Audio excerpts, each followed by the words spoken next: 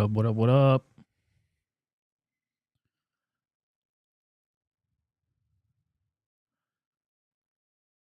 How's everybody doing this evening?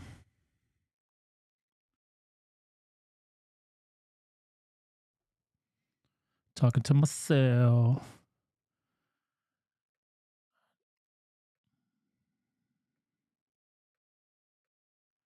Boom. What up, ladies and gentlemen?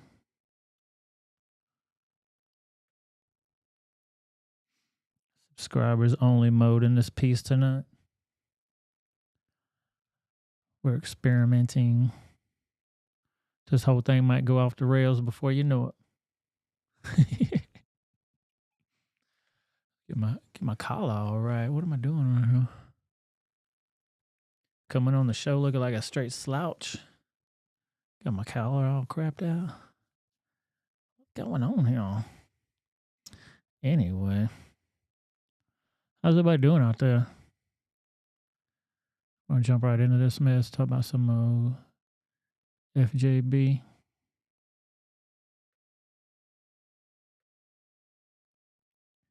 FJB.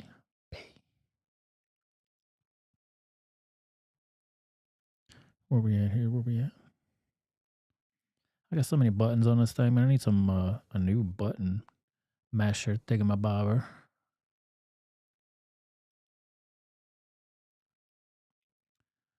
Here's old Poopy Pants Joseph. Mr. President, in simple terms, is it ever appropriate for a president to take home with them? I don't know why the hell they always do those interviews right down there on a noisy ass runway.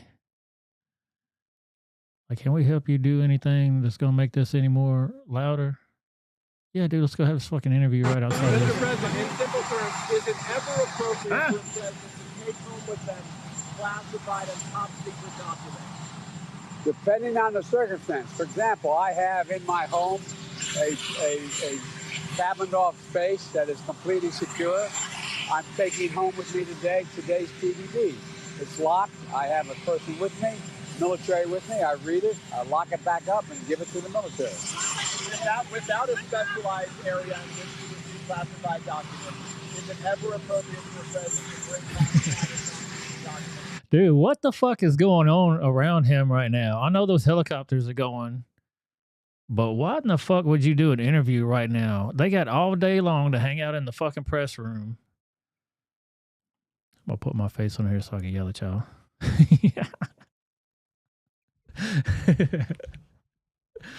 Holy shit. Why in the hell are they having these crazy ass interviews out here on the tarmac? This is stupid as hell. Oh, I can't do it no more. Hey, what's up, Devin? What's up, Cat? Good to see y'all. What up, what up, what up? How y'all doing this evening, ladies? I'm in here losing my mind watching these fools. Losing my damn mind. I'm gonna move this comment section down here so I can actually have y'all hanging out with me. Boom, right down here with me. Move this whole window over. We're rearranging things this evening. Oh, come on now, I can't make it all crazy. Bear with me, ladies and gentlemen. I'm new.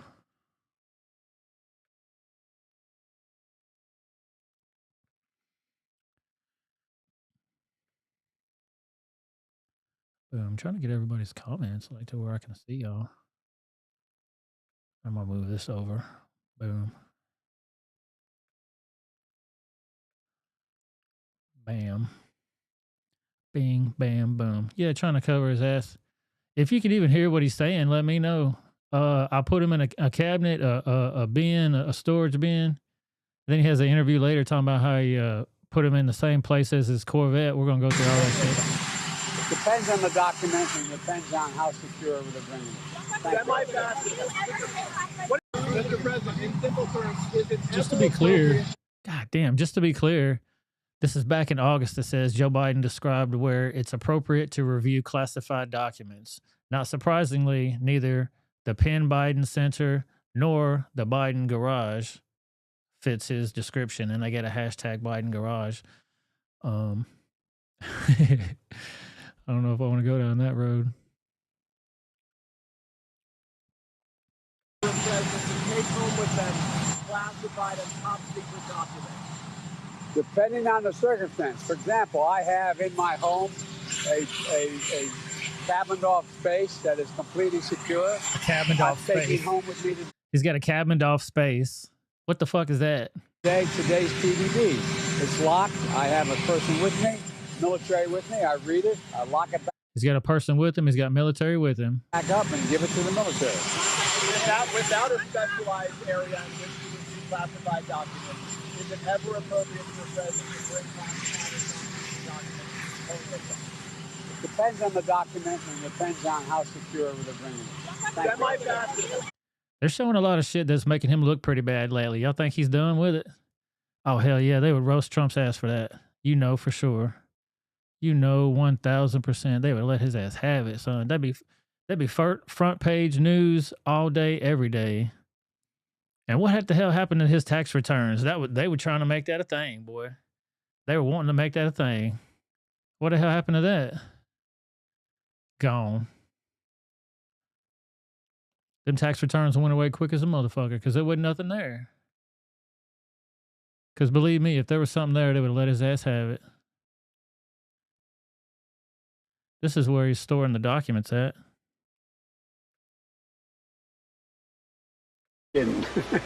So I'm excited about it. Here's a shot of where Joe Biden's locked garage. You think I'm kidding? I'm not kidding. So I'm excited about it. Somebody put that overdub in there. But this has been played all day, every day. They've been rolling this. Everybody's had this on their feed today. Everybody talked about it. Like back here behind these lamps and all this other shit, that's where they've been thrown at. Just as secure as that car is. I mean, who the hell is going to try to go get documents from the vice president's house, first of all, but they no place for no damn documents to be. The hell out of here. And then here was a photo there of Hunter Biden. He was applying for some kind of background check or some shit. I'm not sure what was going on here. Let's read the description. In 2018, Hunter Biden claimed he owned the house where Joe Biden kept classified documents alongside his Corvette in the garage. Nice. You can see right there. Robert Hunter Biden. Redacted. Other current addresses, blah, blah, blah, blah, blah. You ever been convicted of something and pled guilty to something? When are they going to give him that, his firearm, what is that thing called? The firearm form that you fill out where they said he wasn't on drugs at the time. Supposedly lied on that. I ain't one to gossip, so you ain't heard that from me. Did y'all see Lisa Marie Presley done rushed to the hospital? 54-year-old mother. The 54-year-old and her mother were at the Golden Globes on Tuesday night to see Austin Butler, whoever the hell that is. Y'all tell me. Win Best Actor in the movie for Elvis. I guess it was the kid that played Elvis during that movie. I didn't see it. Did y'all see that?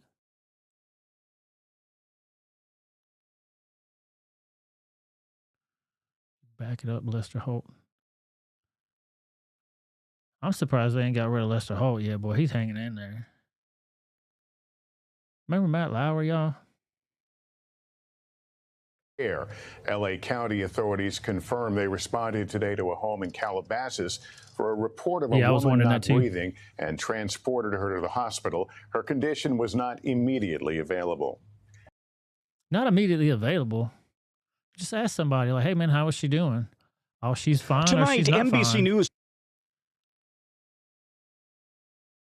Oh, yeah, here's my other situation. I was going to play this for y'all anyway. The FAA contractors may have caused the travel meltdown. Yeah, I wanted that too. Kat. What's up? One Hope's in the building. She's on creeper mode tonight. She's on the listening mode.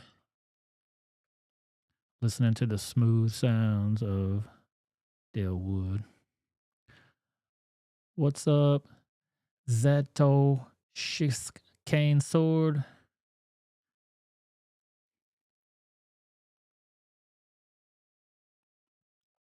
Back to the program. Has learned that preliminary information suggests at least one, perhaps two contract employees may have caused a computer failure that grounded thousands of flights early Wednesday.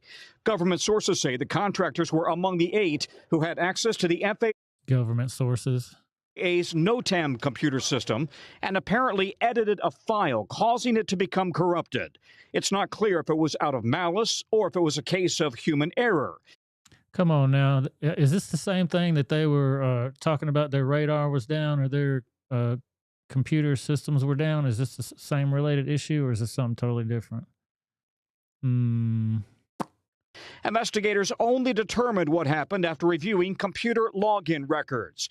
The NOTAM system itself is running on 30-year-old software. They did them Twitter files on them. They did them FAA Twitter files. They went back in the DOS on that ass and found out who did it. Due to be replaced for another 6 years. 30-year-old software. I mean, how old is that, though? That's pretty damn old in the technical world, I guess. Last year is old in the technical world, I guess. I got this damn computer right now. I'm trying to upgrade. I put some new memory in it tonight. Hopefully this shit will be all right. I got to do a new processor and all that. A new, get some more memory in there.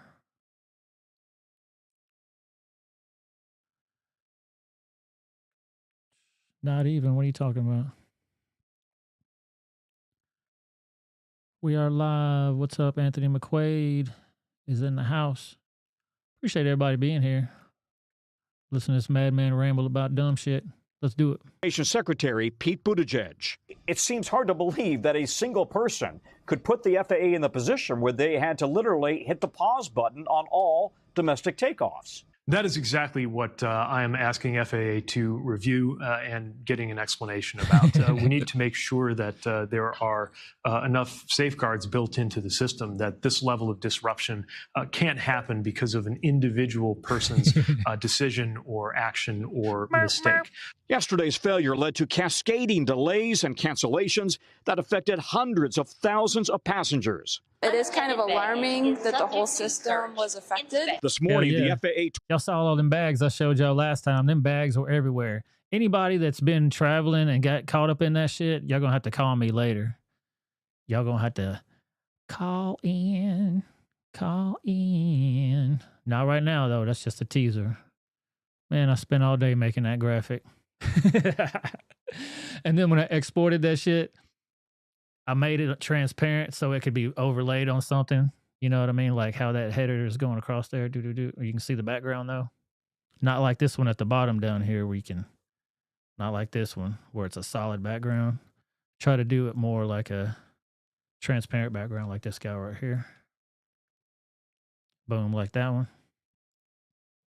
But when I exported it out of my file, it was being dumb. Imagine my surprise.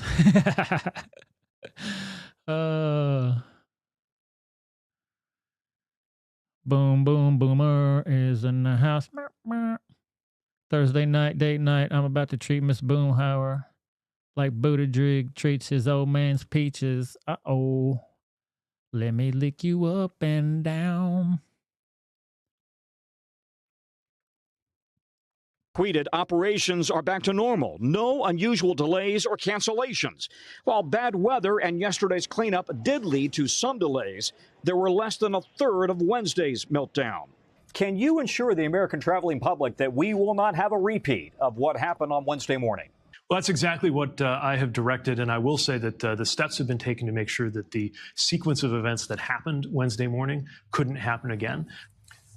And Tom with me now. And Tom, the contractor or contractors, do they still have access to the system? They do not, and we are told that the FAA is taking increased security steps to ensure this doesn't happen again, including upgrading their protocols, their cybersecurity computer protocols, to ensure that they're following best practices so that you don't introduce corrupted software. All right, Tom, thanks very much.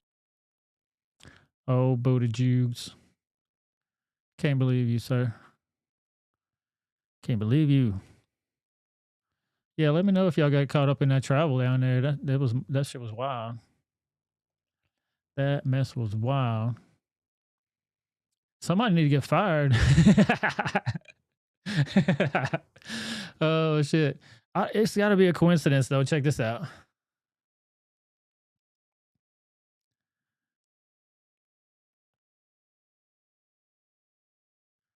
Check this out. What's going on? What's going on the night shift? What's going on? Canada's flight entry system hit with an outage after U.S. and Philippines airspace shut down last week. Whoa. Hell. On Wednesday morning, the FAA announced that America's airspace was shut down for several hours. Man, that's locking everything up. Like, you missed your ride, you missed your hotel, you probably missed your rendezvous with whoever you're doing weird stuff with.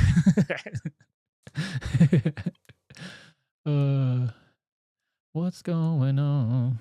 I have no idea what the hell's going on. This is all coincidental, by the way. We're living in the world of coincidences.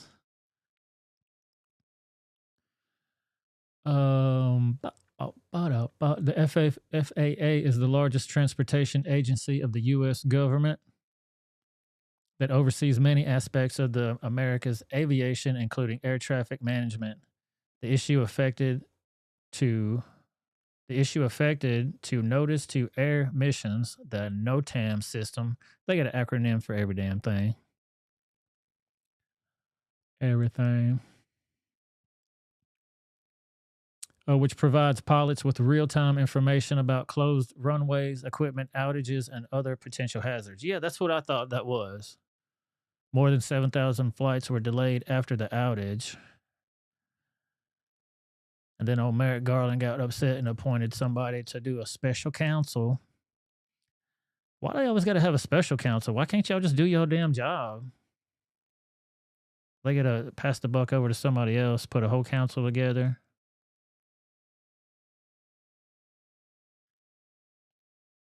Wow.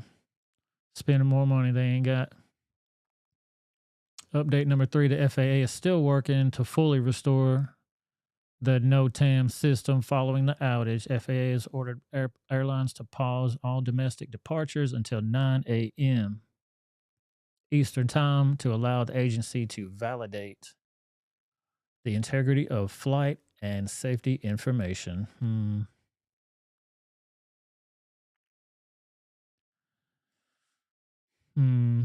Buttigieg brushed it off. The system shut down during an interview with MSNBC on Wednesday.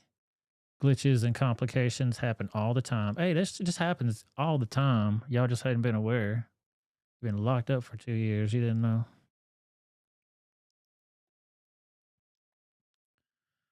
We are continuing throughout a thorough review to determine the root cause. There's so many root causes. You notice all these buzzwords they give y'all? Root causes, lockstep. What was that other one, Boomhauer? Top of mind. All this mess. Make sure you drop that Q colon in the chat for me if y'all have any questions. I'm going to go through them later, just so I ain't prying in everybody's business while y'all talking amongst yourselves. Because I'll throw you up there on the screen. Oh man, look who's speaking of the devil. There he is right there.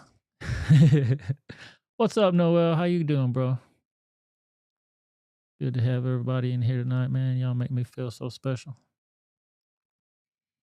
Make me feel like singing a song. Let me go back to this mess. Ain't nobody want to give it in what the FAA is doing unless you're traveling in it. I'm in a good mood tonight. I want to show y'all something fun.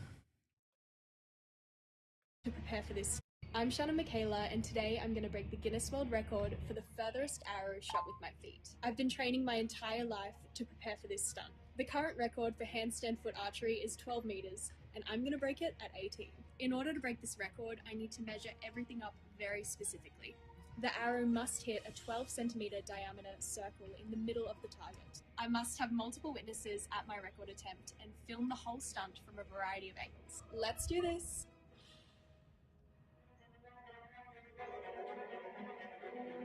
Check that shit out. Do it. Oh. Holy shit. Boom, fucking bullseye, dude. As you can see, I am well behind the measuring tape. I believe that I've broken the Guinness World Record. Woohoo! Woohoo, hell yeah, let's see that shit again. I'm Shanna Michaela, and I commented back to her, I said, honey, if that was a proposal, I accept. Holy shit, today I'm going dude. to break the Guinness World Record for the furthest arrow shot with my feet. I've been training my entire life to prepare for this stunt. The current record for handstand foot archery is 12 meters, and I'm going to break it at 18. I don't know how In order to far break this record, 12 I need to meters measure is. everything up very specifically. The arrow must hit a 12 centimeter diameter circle in the middle of the target. I must have multiple witnesses at my record attempt and film the whole stunt. Was that anomaly in the middle right Let's do there? this. Holy shit. Dude, that takes a lot of fucking practice. Oh shit, you stupid computer. Want to try to reset it? Uh-oh, wait there. Oh boy. Once is enough. Move on. You better get out of there. Once is enough. That was pretty damn impressive, though, to be honest. Oh, shit. Yeah. Did y'all see this, man? The Brian Koberger sister starred in a 2011 slasher movie. She ain't got nothing to do with it, but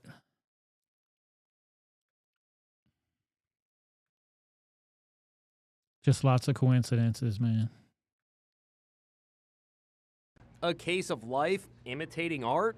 Murder suspect Brian Koberger's sister appears in a gory slasher film. Puts me out of my mind. 34-year-old Amanda Koberger has been there with the rest of her family.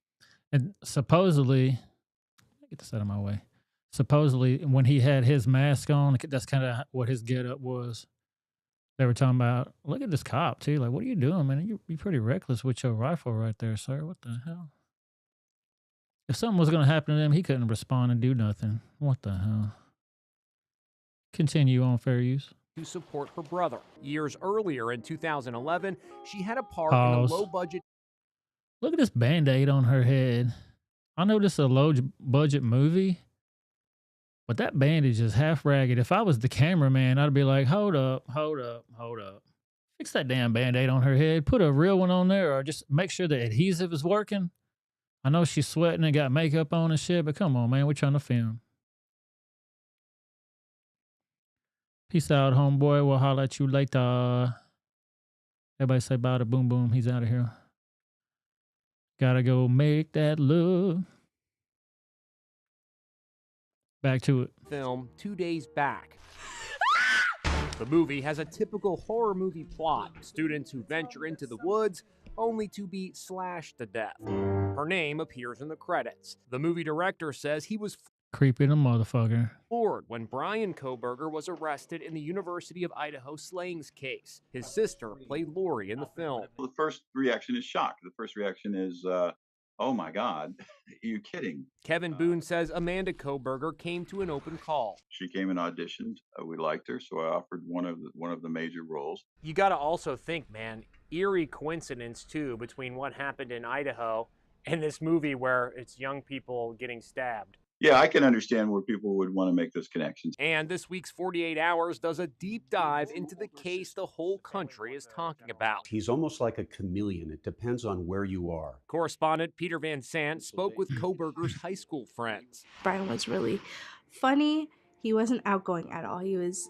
Look how much bigger he was right there. They'll show a picture here of him in a second when he was trying to be in the academy or whatever, and he was big as hell. He also wasn't shy. He aspired to be an Army Ranger, a classmate. Man, y'all remember Full Metal Jacket? He kind of looks like that dude. Remember, he fucking flipped out, man. He flipped out. Ranger, a classmate of Koberger's from here at Pleasant Valley High School in Pennsylvania, has reportedly said that the now quadruple murder suspect was out of shape and overweight in his younger years until he took a boxing class. And that's when the friend says his whole demeanor changed. He became aggressive and was always looking to pick fights. It was after that weight loss. Look at him right there. I mean, you can definitely tell it's him, but he looks like a totally different person. He got on heroin too, so he got on that heroin weight loss diet. It wasn't just boxing. I don't know why they're not bringing up his drug use. I can't remember exactly. It might have been TMZ or another news outlet that were having an interview with his one of his old friends, and he said the really only reason why he hung around him is because they did heroin together. And the dude was admitting to all kind of crime on TV. He was talking about, we went to go pick up drugs here, we bought drugs there, I sold drugs here. Like, dude, shut the fuck up. Shut the fuck up. That a lot of people noticed a huge switch in him. My brother has since come out to say that even though they were friends, Brian bullied him. He would put him in like chokeholds and stuff like that. He's a man that some say is brilliant, a man who commands the room. Van Sant says he also learned something that in retrospect is very interesting. He applied for an internship with the Pullman Police Department. He said he wanted to learn about rural law enforcement. Fucking weirdo, man. That dude was weird. You think he looks better there? I guess, but he still here's Kaylee too, getting University of Idaho murders. Kaylee Goncalves, I think it was people were pronouncing it, talks to the cops. New video says 3 months before the murders.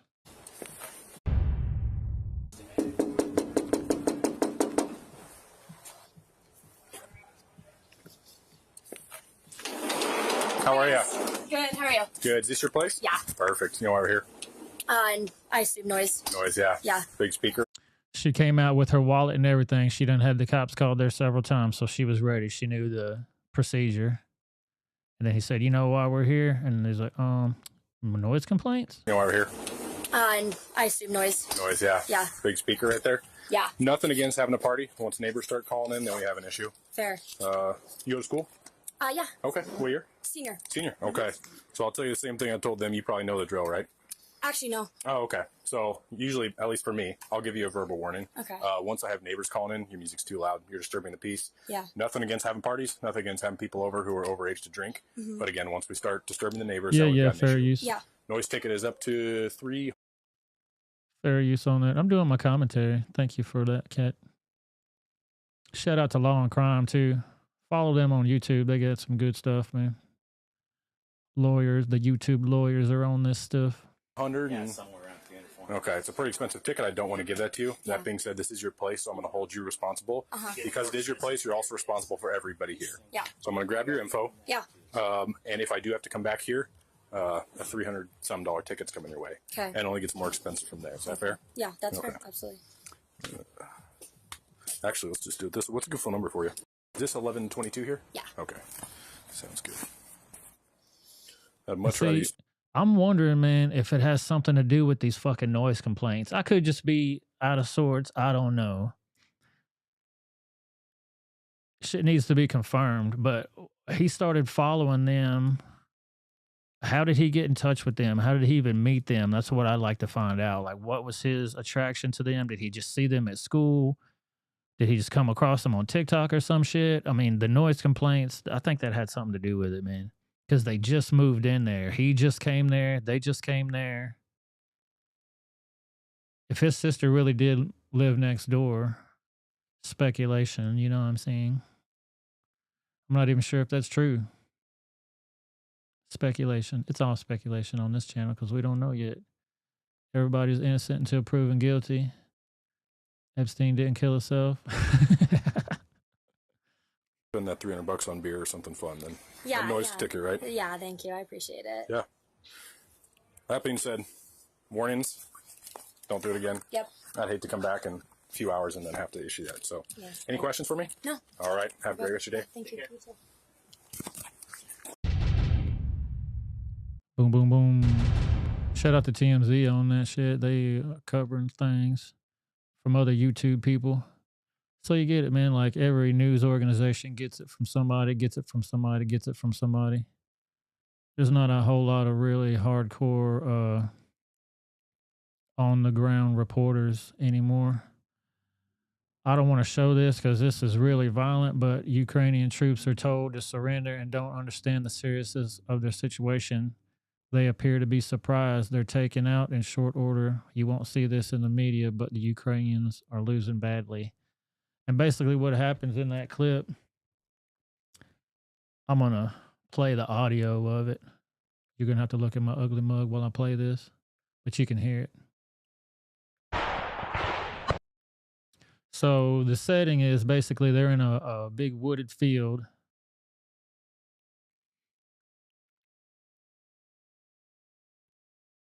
And trees and stuff around. They got a little foxhole that it seems like it's from the Russians' point of view, if you're understanding what the article is there.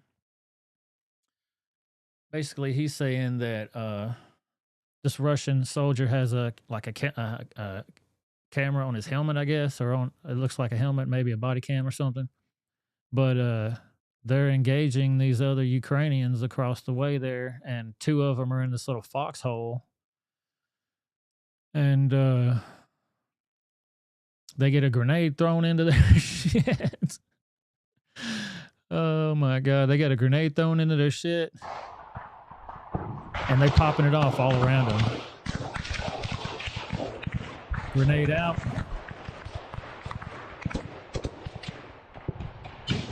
Boom. Now he's running toward him. This shit looks like Call of Duty. Running toward him. He hides behind another smaller tree, runs up toward him. He sees him down into the bunker. They point their gun at him, but he's telling them to put your hands up. One dude puts his hands up. The other guy still kind of has his weapon. And when he reaches down into the foxhole or into this little cubby hole that they got down in there, foxhole, I guess that's what you call it. And he tries to grab the Russian dude's gun, like from the barrel. And dude's like, I ain't giving my shit up. And there's two of them. So the other guy is kind of like, hey, if I can get my shit off quicker than him, he's kind of busy. And it's just a whole bunch of chaos. And the soldier lets him have it. Tries to grab his gun. Give me my shit. You ain't taking my shit. Got my hands up. Boom, boom, boom, boom, boom. Tears him up. Then he climbs back out of the damn hole. And shit's popping off everywhere around him, dude. I told Boomhauer, everybody got doo-doo leg on this mission because you are shitting yourself. You got shit popping off all around you. You're shitting yourself. I can show you the rest of it now. Can't show that shit, man. Graphic. They popping it off. Wow, man. Where the hell you been? I can't play the audio on this, but I can let y'all see the article. But what y'all need to do is go to my Rumble page and watch this whole video right here. The bombshell, the new FOIA documents reveal was a DoD operation dating back to Obama. The Pentagon controlled the program from the very beginning, and everything we were told was political theater to cover it up, right down to the approval. Yeah, you saw that, bro. They were confused. They were confused. How the hell did you get behind me? Dude, I'm going to tell you a quick story. I was out paintballing with my friends one time. And I said, dude, he's looking at me and from far away. And there's a few trees kind of in the way, like some shit like this. Like you can't see my face. So I went in between those trees real quick. He couldn't see me. And I got behind that tree. And both guns came out on both barrels of that thing. Boom, boom, boom, boom, boom, boom. And I had that tree right there protecting me. He couldn't do a damn thing. He was like, oh my God. I was on his ass before he knew it. Before he even knew it. And he told me later, he was like, dude, I stuck my head up and I saw you coming. And then I ducked back down. And that's when I made my move. And he said, when I came back up, you were right in front of him. And I was like, oh shit. So hell yeah, you better watch it, sir. You better watch it. So yeah, go to the Rumble page. Let me Shabari.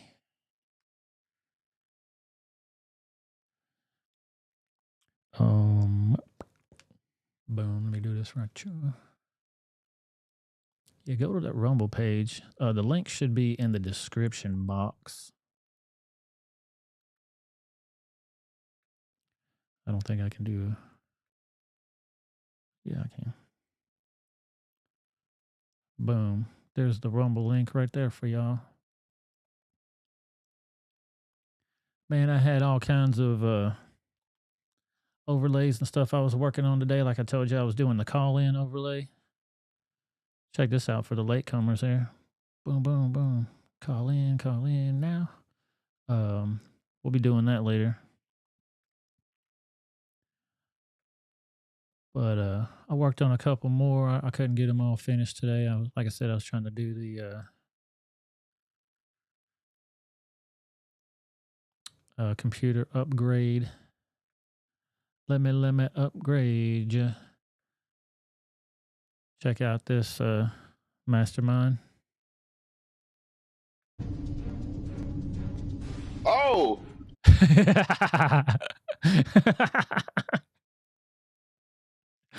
Oh!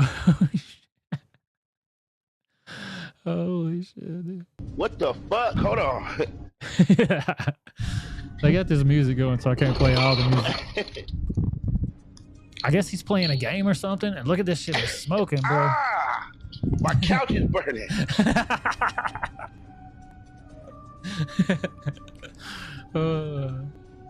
Atomic Tabasco been sitting on that couch.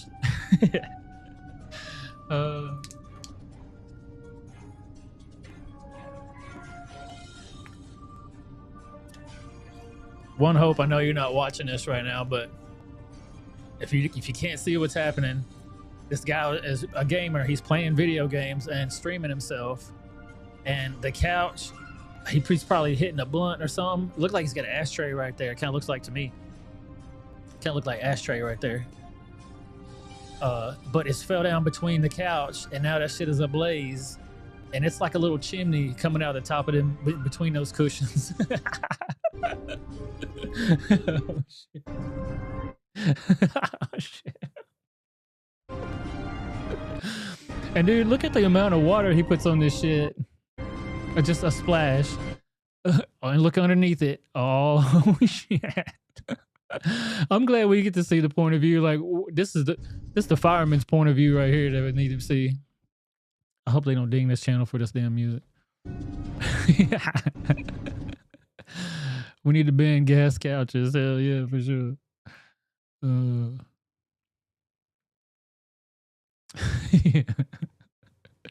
Oh, shit. The music makes it so much more dramatic too. But dude, he's hurting right now. He is filling up like 2 teaspoons full of water, and he's gonna come over and splash it on there. Boom. Dude, I can't even fuck with this guy. What the hell? And now that he's got it turned over onto its back now, and the bottom of it is so open, there's enough oxygen now going to it that it's really going. Oh yeah, it's really gonna fucking burn now.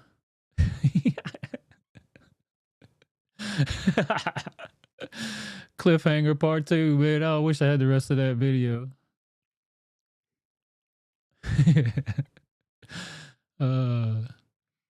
Yeah, now it'll burn more. Hell yeah. Up shit creek. I wish I had the rest of that video. That's gonna be our cliffhanger for today.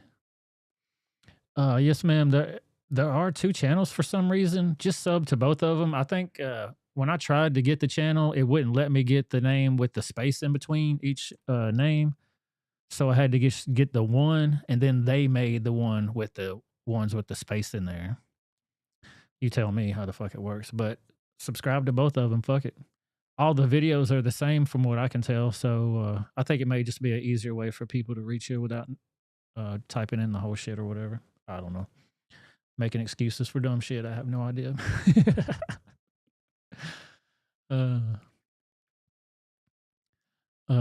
Gas stoves ban a distraction for Biden docs. Yeah, everybody saw the docs though. I saw everybody saying that, but how the hell? One Hope says she's watching. Oh, cool, you're watching now. Cool. I thought you were doing other things, describing it all to you as blow by blow. Yeah, so the documents, you saw us talk about it. It's been on every damn news station. That's why I'm thinking, like, are they done with him now? Because they're starting to show more stuff that they normally wouldn't show. Did y'all know that Spider-Man had an OnlyFans? What the hell is this? What the hell is this? I don't even know if I can show this. She's covered up, so that's no different than a damn bikini, I guess. What in the hell? Like, she jumps all up on the thing. Yeah, like, where's security at? I have no idea. Security.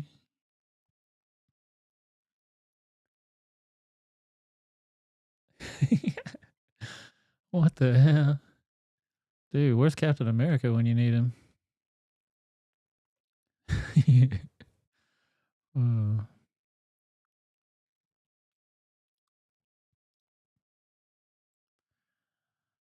Oh boy.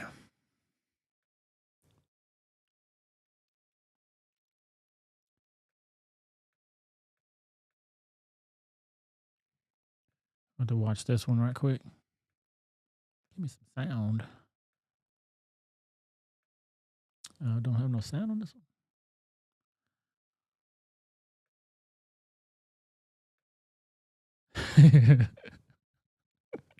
Y'all saw how the beginning of that started, and here's how the end of it.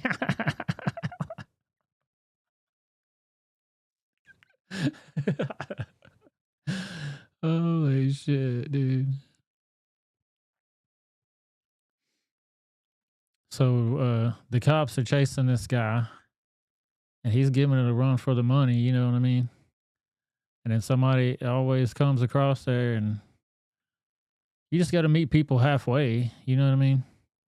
If you're going to do stuff that in life, you're going to have to learn to meet people halfway, or heads are going to roll.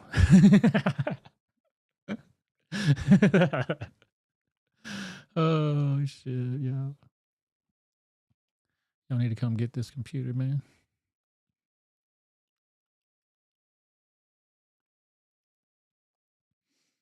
I got more stuff to talk about. I didn't get to nothing yesterday that I really wanted to get to because we had kind of 2 shows in one. And then this morning we had the update of the Kohberger thing. Wild, man. Wild.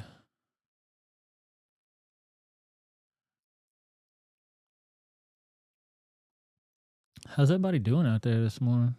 Oh, this evening. 7:30 at night. And they're talking about this morning. I don't know what day it is, going up or down anymore. I didn't go to bed till late last night. Trying to get stuff done. Here's the old former Palm Beach mayor.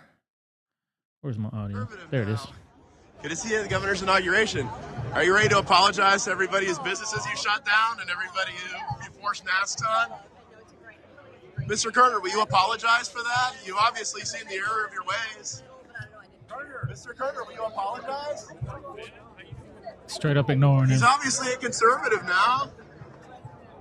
Commissioner Kerner, will you apologize for the mask mandates? Will you apologize for them? You forced masks on everybody to shut down businesses. Now you're a DeSantis fan. I'm glad to see that. But will you apologize? You hurt a lot of people, Mr. Kerner, when you were mayor. You hurt a lot of people. You apologize for what you did? Guess not. Guess not. Kerner, you're a big conservative now. Yeah. As soon as he saw who he was like, oh, shit. Not this motherfucker again. Oh, my God, dude. Please leave me alone. Like, oh, shit. And then she saw him like, who's this guy? He's nice. He's cute. This guy's cute. Look at him, he's so cute. I mean, look at this guy. Fuck out of here. These people are crazy. I know y'all saw this the other day. Let me get on that moment. I mean, but when it comes to immigration, it seems like it's a better issue. Better issue for them than trying to solve it. Look, we need more resources. Look at Kamala. Is it Kamala? Kamala? Mannequin? What the hell is her name right now? What is it? She's frozen solid, bro. Solid as a rock. Yet again, extreme Republicans have said no. Many Republicans agree we should do something. Hold on. But resources to secure the border. For them than trying to solve. I mean, but when it comes to immigration, it seems like it's a better issue. Better issue for them than trying to solve it. Look, we need more resources to secure the border. Yet again, extreme Republicans have said no. Many Republicans agree we should do something. But it's time to stop listening to their inflammatory talk. It's time to look at their record. As I've always done when I'll sit down with anyone who, I mean, but. What the fuck is he talking about? He's like, extreme Republicans don't want to get it done. And wasn't, Hobbs, she was just elected out there.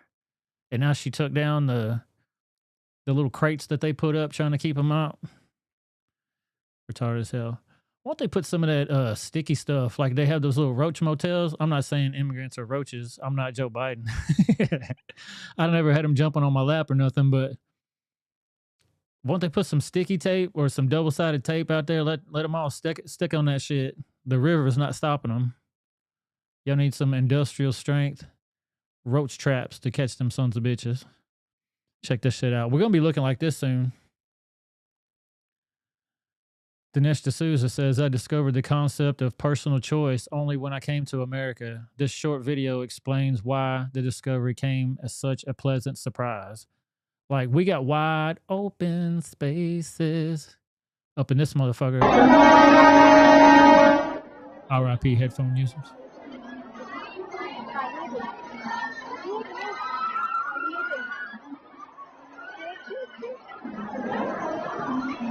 Look at this shit.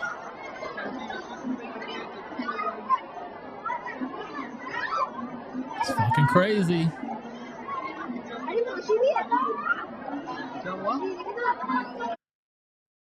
That's El Paso right there. Oh, shit.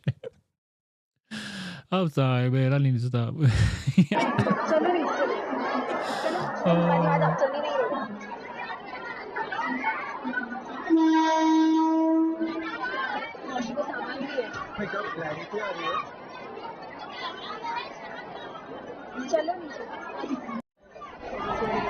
at that shit.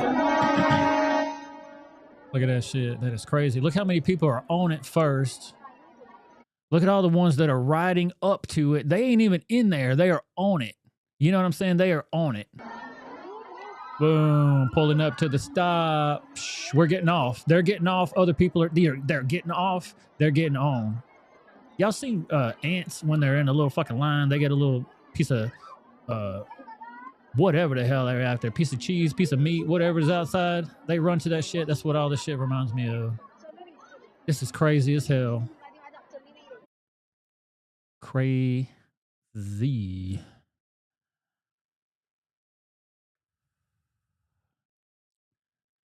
Mr. Z Kane Sword says, and after it clears out, there's always one or two dead ones left behind. Yeah, for sure. I'd be surprised if it wasn't like that, but man, if you grew up in the neighborhood, you know what it is to be in the neighborhood. That's life. They consider that as life. Like you saw, Dinesh D'Souza said, he discovered the concept of personal space only when he came here. Like we have personal space. You should be able to open your arms out wide. I'm going to knock shit down over here. Boom. When you're out in public with people and spread your arms out wide enough to where you ain't touching no fucking body else.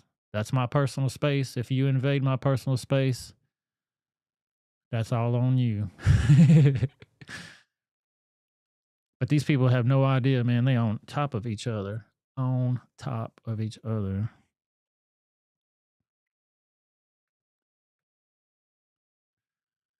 It's crazy. It's going to be happening here soon. And y'all saw Retarded B talking about it. When I be complaining about food prices, and y'all motherfuckers be like, "Ain't you rich? Why you complaining about lettuce? Why you complaining about this?" That just goes to show me when you become successful, when you have money, you're gonna go broke soon because y'all not budgeting. I get a summary of the money that's being spent in my home every week. So when I'm starting to see that like groceries is like tripling up, it's like, hey, yo, what the fuck is going on? I want to see for myself what the fuck shit is being spent on. And like when I go to the fucking supermarket, like I went to so she if you didn't pay attention, she wants to see for herself what the fuck shit is being spent on. Translation, I sent my maid to the grocery store. She came back with this high-ass food bill, and I want to know where she spent all my money at. Yeah, those fucking nails are retarded. How you wipe your boo hole with that? Market. I'm seeing that everything tripled up. That like lettuce was like $2 a couple of months ago, and now it's like fucking $7. Of course, I'm gonna say something. Has lettuce ever been $2 in California? I don't live there. You tell me. From what I heard back in the day, bread was like $7 back then. This was shit back in the 2000s, wasn't it? Shit, I don't know. The fuck? Because if I think that shit is crazy, I can only imagine what middle class people or people in the hood is motherfucking thinking. So yes, I'm going to say something. The fuck? And I have a big platform. So I do want anybody that's responsible of these fucking prices to put that shit the fuck down. They're going to see my shit, they might put it down. So shut the fuck. Let me tell you something. When I be complaining about food. Yeah, and she voted for it. She did the interview with him and everything. So it was all on you, woman. Here we go with this now. Look at this. Yes, the required age. Sorry. The required minimum distribution age for retirement account withdrawals is increasing to 73 this year. Let's go check this article out. Under the Secure 2.0 Act of 2022, the age for retirees to make RMDs or minimum withdrawals from their retirement accounts is increasing to 73 this year.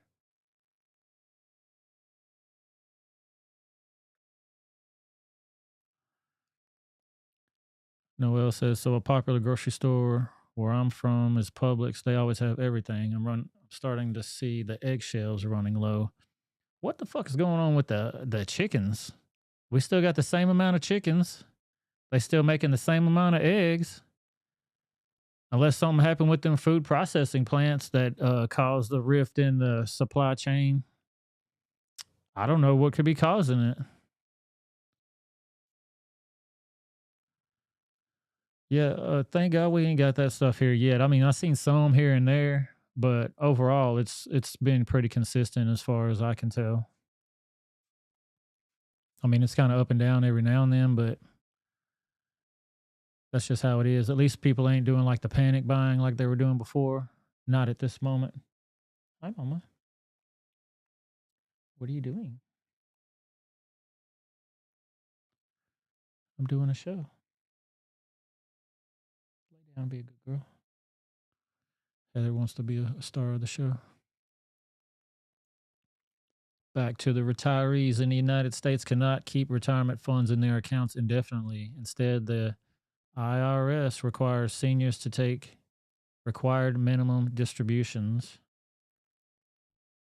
from their traditional retirement savings accounts, such as 401ks, each year once they reach the mandatory age for making withdrawals. In 2019, a law known as the Secure Act increased the age for RMDs from 70 and a half to 72. Why they keep going up with it? You'd be lucky if you even make it to 70, goddammit. I ain't even lying, dude. Come on, y'all. They want to push it even further, according to the IRS. But a verified viewer recently asked in an email if the RMD age is increasing to 73 in 2023. The question, is it increasing? Yeah. Yeah. And what they found on December 29th, President Joe Biden signed the Consolidated Appropriations Act into law, the $1.7 trillion spending bill. Remember when they spent millions? Remember when they spent billions? These motherfuckers spending trillions now, y'all. They spending trillions now, y'all.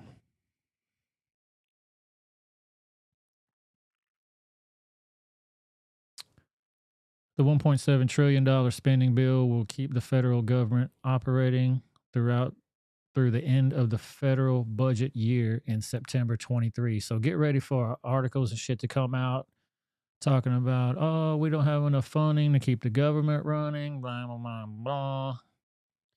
You know what I would say? Well, stop getting a paycheck. Everybody that's in this building right now, you're not getting a paycheck anymore. You know what? We're going to bust y'all down to $15 an hour. I'll go ahead and give y'all $25 an hour. How about that? Y'all working so hard in here.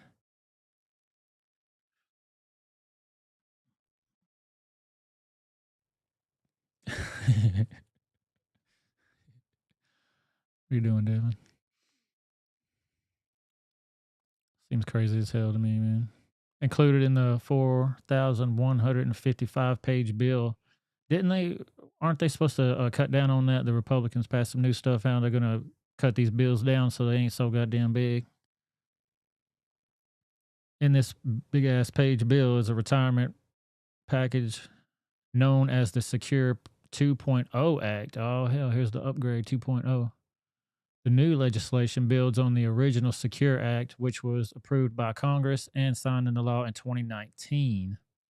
The Secure Act of 2019 increased the age for required minimum distributions, RMDs, from 70 and a half to 72.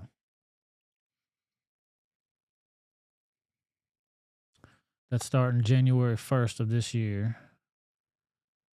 They will also eventually increase the RMD age to 75, beginning on January 1st. God dang.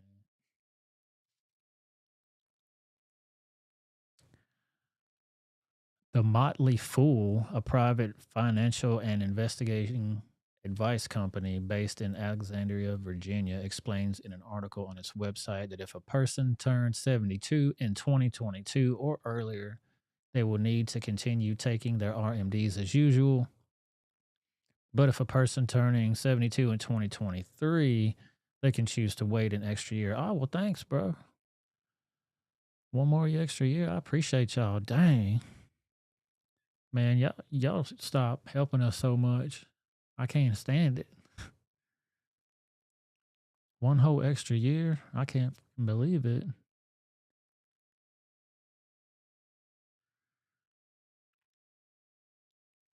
And then they got people asking this question now.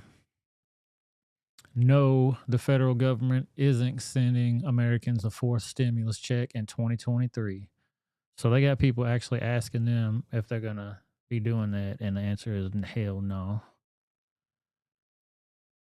They ain't going to give y'all no more money, man. Unless you got Ukraine flag on your bio. They might give it to you then. They might give it to you then. Oh, yeah, here goes our edible treats. Edible treats, edible treats. Excessive heat warning, but there are still plenty of things to do all around town. Yeah, so the Butterfly Wonderland in Scottsdale, that could be a pretty good option for you and the family, especially after debuting its new and very... One hope you know about this, the Butterfly Wonderland. They debuted in 2018. They're giving vending machine, bug vending machine treats. Was that true?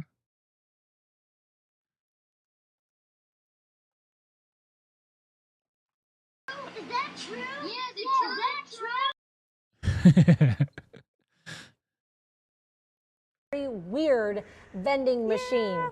Let's see if you would try them. They're about not your this one. typical candies and chips. This vending machine is full of bugs, ranging from cricket flour chips to ant wafers and scorpion lollipops. We've had adults try it. We've had little kids try it. It's fun to watch. And then when they taste it, it basically tastes like It's fun to watch. It's fun to watch these motherfuckers really eat these bugs. It's fucking gross, man. a Cheeto or a barbecue chip, and they're really surprised. So here's some good news. If you're not ready to jump in, the exhibit does give free samples if you're a little nervous about it. Profits from the snacks will be used to help low-income schools get free tours of the exhibit. Under that excessive heat. What the hell?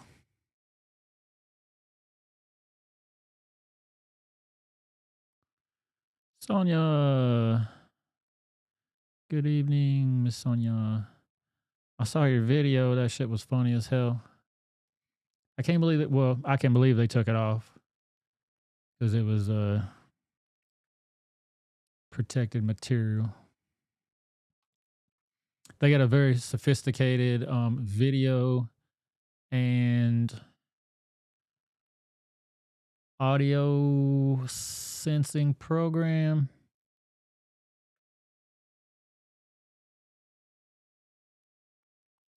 So they will find your video and exit it out. Look at this.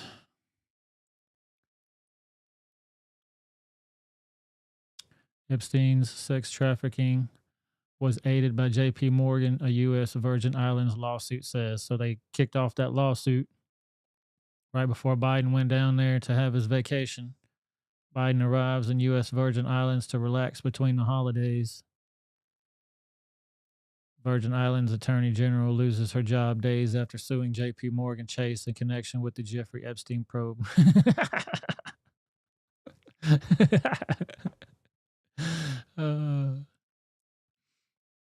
Not related at all. Man, there's some coincidences out this motherfucker. Coinky dinkies. Coinky dinks. And I'm free.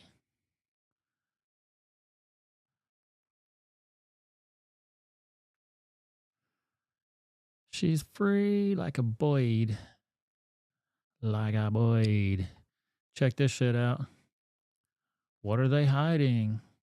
The January 6th committee sealed all important videos and documents for 50 years so they can continue to lie about J6 protests and Fed involvement.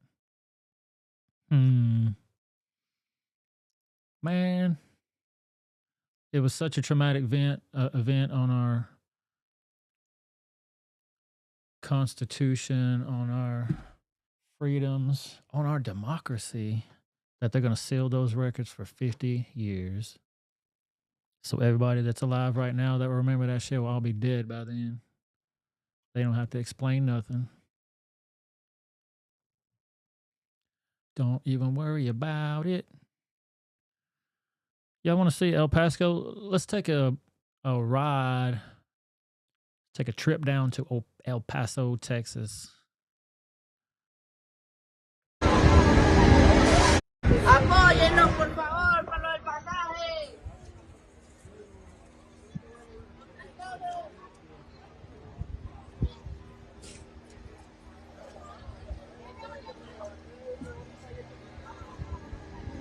Happy New Year.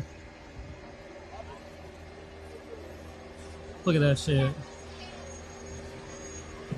Apóyennos, por favor, para el pasaje. Look at this shit, man. Ain't nothing but fucking trash and garbage. Everybody just standing around not doing shit.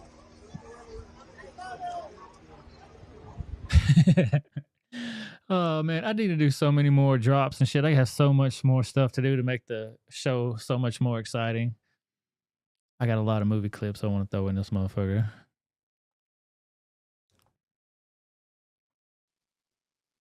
Yeah. This, you can't make this shit up, people. Oh, no. Don't even worry about it, though. Nothing to see here, please. Don't even worry about it. Don't even worry about it. It's fine. It's totally fine. As long as you listen to the news, they'll explain everything about it. That alerted your phone. Everybody got it statewide. Searching for Evan, a 13-year-old boy from Layton. The alert has been canceled. Police tell us the boy has been found safe. The suspect has been arrested. News specialist Kara Bracken joining us live with more. Kara, this really is a warning for parents because the mother, Andrea Adams, spoke with the mother, and she was saying how her son was talking to this guy through a video game in Oculus. Now, I don't know if you or your kids have those video games with the Oculus and all that shit, but you need to wake up and listen to this story. That's correct. A lot of moving parts here. And Evan, he was found this morning safe at around 1:15 in Nebraska. And I'm going to tell you more about that. We're going to hear from Lieutenant himself. Lieutenant Lyman, thank you so much for joining us with Layton PD. Tell me a little bit about what unfolded leading up to finding Evan. Yeah, good morning. Actually, just after 1 o'clock this morning, we got notification from Grand Island, Nebraska, police department out there, that they had located both the suspect and the victim in this case. Alert gas station attendant had actually thought something looked suspicious about the car and these people that were there at the gas Shout out to that gas station attendant being observant. station, called the police department, and they responded, looked into it, separated the two of them, and identified our victim in this case as being somebody who we had listed as kidnapped and missing, and rescued him. So we're sure grateful, as is the family, as you can 13. imagine. How is Evan doing right now? Do we know? Well, we haven't been able to talk to him yet. This has all just unfolded really recently, so we're eager to do that. But we've been told that he's in good condition and fine, yeah.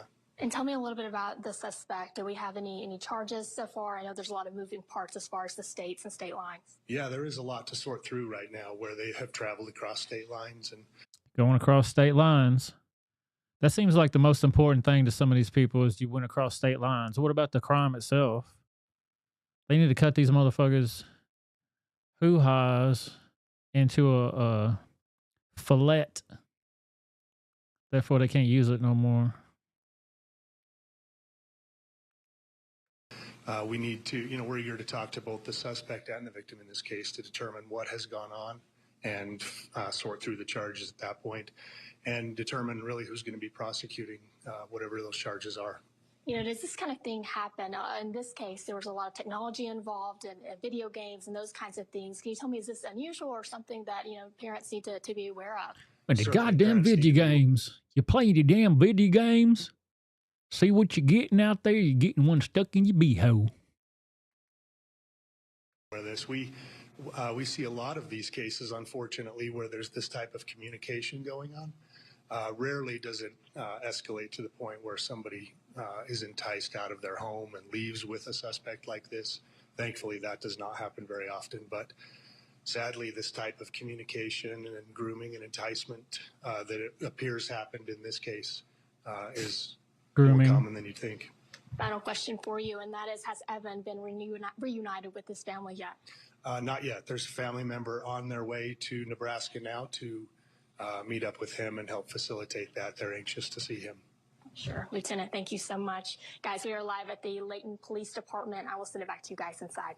My goodness. We were thinking how many kids got an Oculus for Christmas or play Roblox every day. So See, the dude found the kid on Roblox and then said, "Hey man, his mama found out what he was doing, blocked the dude on there. He was texting the kid and shit, blocked him on there, and then he was like, "Hey man, follow me on this Oculus shit. We can communicate on there." And then they met up and he took him up out of state. it's a heads up for a lot of parents out there. Make sure you know who your child's talking Yeah. to. And God love that Right. gas station attendant No who kidding. contacted police. She probably saved that little boy. Thanks, All right. Kara. That Probably. Amber Alert that alerted your. They had a video. They had a picture of the dude. I'm so I can find the picture of the guy. Yeah, here's the full story so far. Full story so far. These two found each other originally on Roblox, but then played VR together, which is the virtual reality, together as their second game. The mom found correspondence with the 26-year-old Aaron Zeman on the minor's phone. The mom placed the phone into police possession and limited the online use of the minor, unknowing of the VR chat or the Oculus and its online capabilities.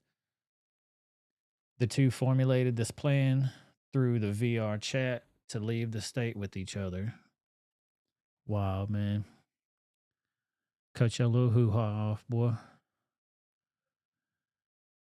Not confirmed. Potentially the suspect's alternate. The minor was abducted, reunited with his mom. Share the story with anybody you know who owns the VR chat stuff. See something, say something. Not talking about the red flags in our community leads to stuff like this. I don't get into none of that VR headset shit, but here's the weirdo right here.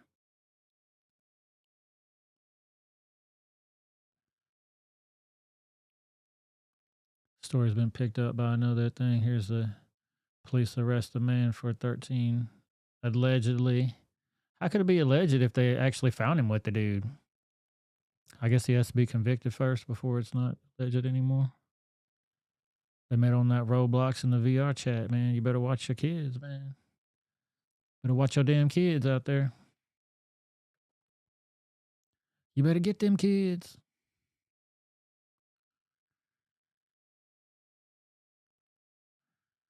Jump right back on this thing.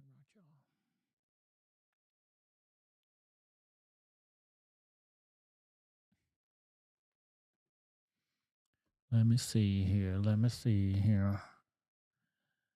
Tell me, can you see it? Paul Ryan, dumbass. I'm going to talk some bullshit here. On him, but he has certainly empowered the kind of populism you're talking about, Smash Mouth, clicks, cable hits on Fox, etc., where you're a board member, by the way.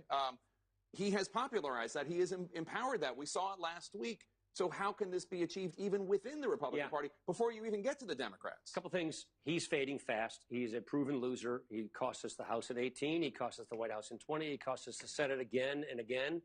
And I think we all know that. And I think we're moving past Trump. I really think that's the case. I can't imagine him getting the nomination, frankly. And Where in the hell has Paul Ryan been? I haven't seen this motherfucker in years. In years. Oh, where was that? On the Oculus story? I'm not sure. Let me go back. Let me go back and see if I can see where it was.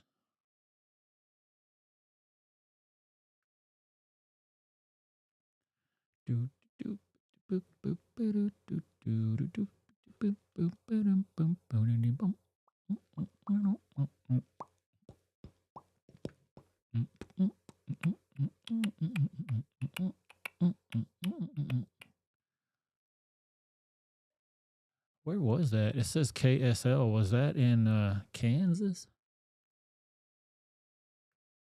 That Amber Alert that That Amber Alert. Salt Lake City. That Amber. Whoa. That Boom, right there. It says Salt Lake City.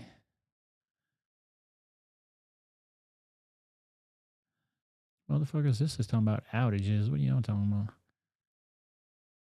Oh, this was before that story, I guess. Amber Alert that, alerted your phone. Everybody got it statewide. Is searching for Evan, a 13-year-old boy from Layton. The alert has been canceled. Police tell. So Layton, was that Layton, Utah? The boy then? has been found safe. The suspect has been arrested. News specialist Kara Bracken joining us live with more. Kara, this really is a warning for parents because the mother, Andrea Adams, spoke with the mother, and she was saying how her son was talking to this guy through a video game in Oculus. Yeah, correct. A lot of moving parts here. And Evan, he was found this morning safe at around 1:15 in Nebraska. And I'm going to tell you more about that. We're going to hear from Lieutenant himself, Lieutenant Lyman. Thank you so much ran for everybody joining off, us I guess. With Layton PD. Tell me a little bit about what unfolded leading up to finding Evan. Yeah, good morning. Actually, just after 1 o'clock this morning, we got notification from Grand Island, Nebraska Police Department out there. It's weird. It shows me that it shows me located 10 both the people suspect watching and the the stream victim in right this now. case. And it's supposed to be gas station attendant had actually thought something looked suspicious about the car and these people that were there at the gas station, called the police department, and they responded, looked into it, separated the two of them, and identified our victim in this case as being somebody who we had listed. Let me see where that was.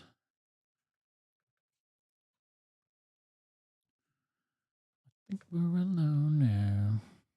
You're gonna have that song in my head now.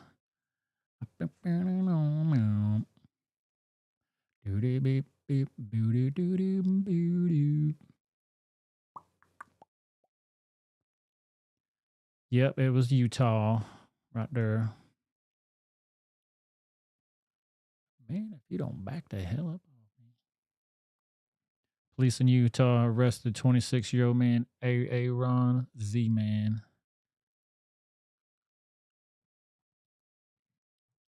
Man, if I was that dude's daddy, shit.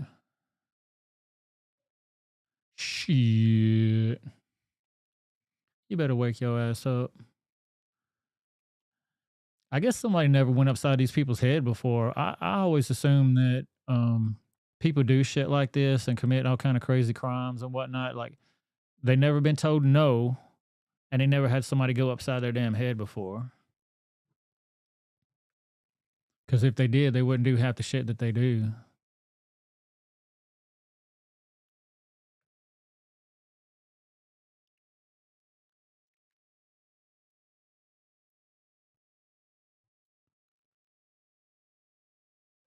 Yeah, I wonder why Salty went live tonight instead of tomorrow night. I'm not sure what was going on with him tonight. So I'm competing with Salty right now. He's got 35,000 people watching. And I appreciate the 9 that I got in here. I'm loving it. I'm loving it.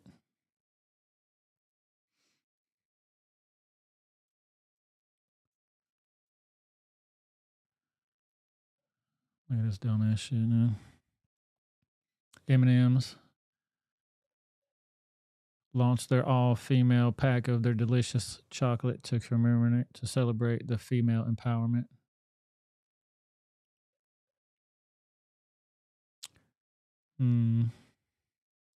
It's just candy, y'all, but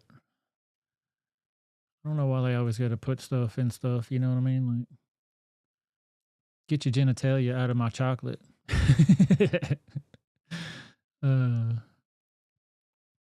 Oh, yeah, that's exactly what it is. All them maps.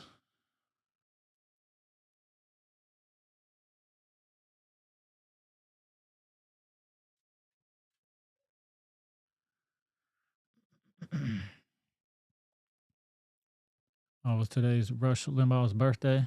Why? Because I'm wearing these ribbons. I care more than any of you about anything.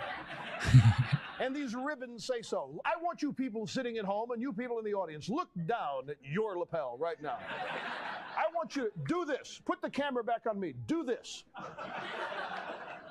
When you look down, what do you see? You don't see anything because you're not wearing any ribbons. It I means appreciate you, you're a Noel. bigot. It means you're a racist. It means you're a sexist. It means you're a homophobe. It probably means you're a white guy. It probably means you're a European, and you alone are responsible for all the ills of America. But I'm not, because I'm wearing these ribbons. I care more than you. Yeah, he was because ahead of his I'm time on wearing that these shit. ribbons. I care. He already knew what was happening.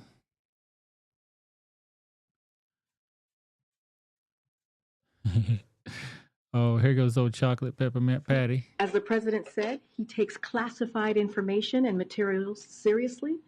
And as we have said, we have cooperated from the moment we informed the archives that a small number of documents were found, and we will continue to cooperate. We have cooperated closely with the Justice Department throughout its review, and we will continue that cooperation with the special counsel. We are confident that a thorough review will show that these documents were inadvertently misplaced, and the president and his lawyers acted promptly upon discovering of this mistake. As the president said, he takes classified information and material. Edward Snowden said, man, I should have thought of that one. I hope Trump pardons his ass when he comes back in there, man. That's one of the two things that got me upset was when he didn't want to pardon Edward Snowden and Julian Assange, and he pardoned Kodak Black and whoever the hell the other dude was for whatever reason. ASAP Rocky, he got his ass out of from another country. He was in trouble doing dumb shit, doing that damn Brittany Griner shit. Got guns, got fucking drugs. Trump get your ass out of anything, though, back then. Biden don't give a fuck. Let your ass rot. They should have kept her dumb ass over there, though. I saw a damn video of her the other day.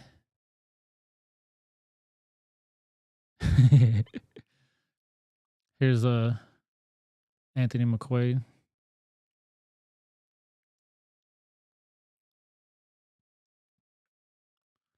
Or whoever, was it Anthony that was talking about the eggs?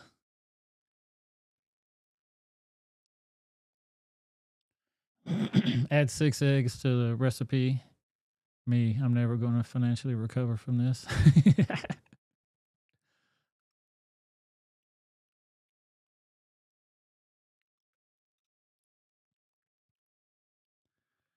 Yeah, I don't.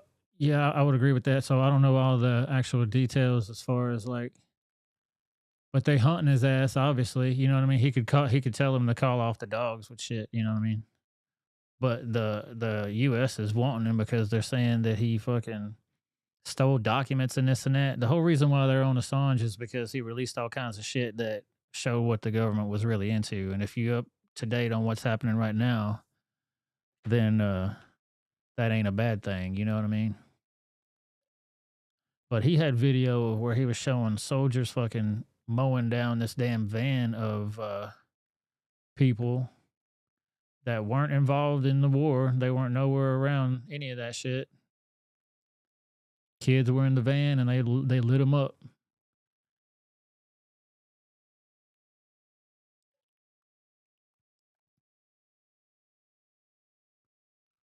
Yeah, WikiLeaks.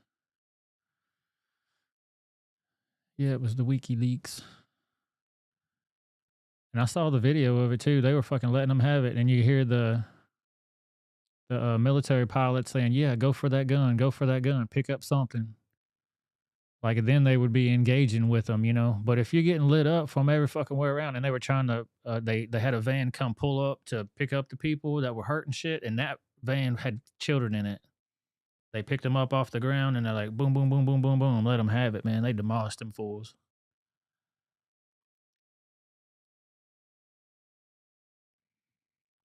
Yeah, they said 3 to 5.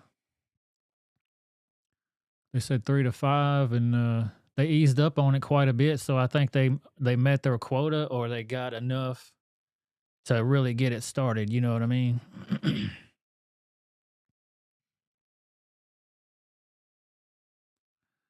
They got enough to really get it started.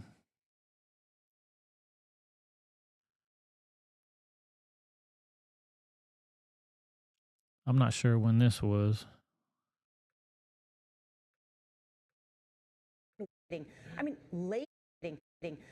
lasers really to change the weather? That's right. Well, as Mark Twain once famously said, everyone complains about the weather, but no one ever does anything about it.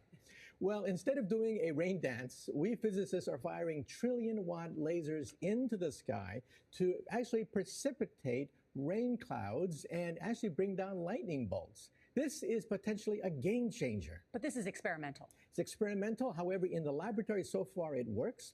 When you have water vapor and you have dust particles or ice crystals, you can precipitate rain. It condenses around the seeds. These seeds can also be created by laser beams.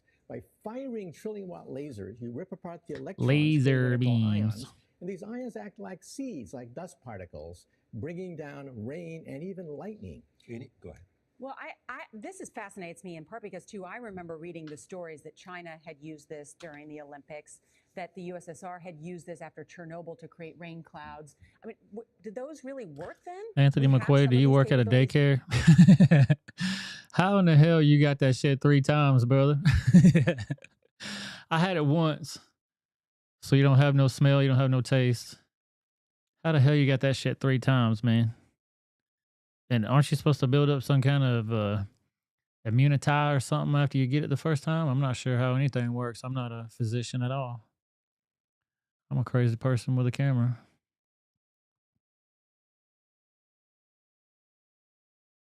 Now? Inconclusive. Even in the 60s, the CIA used this to bring down monsoons during the Vietnam War to wash out the Viet Cong. Governments have been playing with this thing. Alleged to. Alleged to, right. Yeah. Now, allegedly. We realize that for decades now, these governments have been alleged to have experimented with control, but nothing. He's like a good little doggy. He learned that shit quick, didn't he? Allegedly. Oh, I'll get a treat. Allegedly, I'll get a treat. This time we're bringing in the laws of physics rather than simply waving our hands and uttering mumbo jumbo. We're actually using trillion-watt lasers now. And in the laboratory, sure enough, they precipitate rain out of water vapor.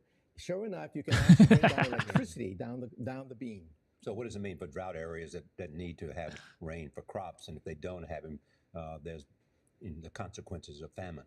Well, the bad news is if it's a clear blue sky, it's not going to do anything at all because it only takes water vapor that's already in the air and condenses it. However, for floods, for agriculture, farmers, for people planning wedding parties, football games, you name it, outdoor events and agriculture and flooding and even hurricanes, all of them could be subject to weather modification. Incredibly interesting, Professor Incredible. Michio. Thank you so much. So incredible. Yeah, have y'all heard about the GSM, the Global Solar Minimum? I mean, lasers really. I'm going to work on a video for that. I don't think I can play it on this network, though. What the fuck? This shit's getting real, y'all.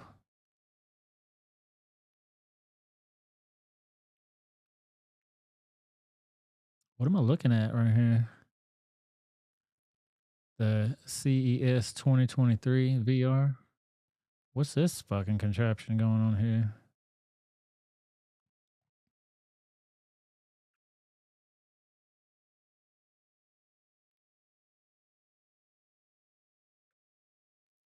Is that what's going? Was that what's on this guy's face? They're putting the largest lithium battery juicer in Tucson right next to a Raytheon missile. Add in lasers and the rest of the aerospace tech in that part. Hey, excuse me. What can go wrong? Sounds like a recipe for butter cookies to me.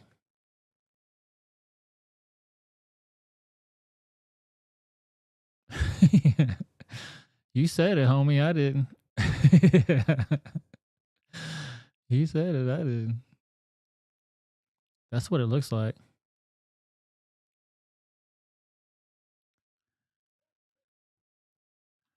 That's what it seemed like. Oh boy. Let's see what Tom Fitton's got to say. The FBI was investigating. Other agencies were investigating people's tweets. They're reading your tweets. And the smart Alex say, well, of course they're public. They can. No, they can't. They can't investigate you, even your public comments as a law enforcement agency, without good cause. And good cause isn't complaining about the way elections are run, or complaining about vaccines, or saying I don't like masks. The FBI was investigating. Other agencies were investigating people's tweets. They're reading your They're reading your tweets. Well, yeah, I mean, it's public forum. Everybody can read your tweets, bro. Tom Fitton is funny, though. He's real good political watchdog detective. Be holding those fools' feet to the fire.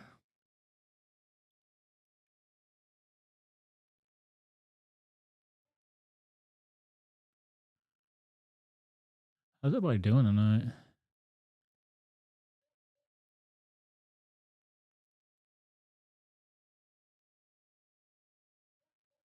What the hell is happening here?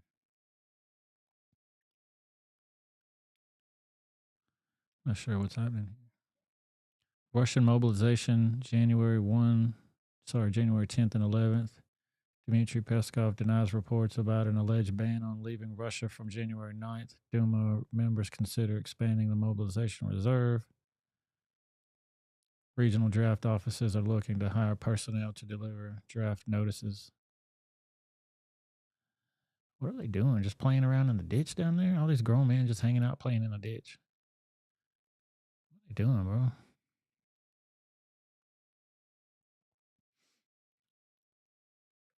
Yeah, me too, dude. I got 25 subscribers on YouTube. Sorry, 26 now, I think. And 25 on Twitter. Nobody wants to hear my rambling shit. You guys do, though.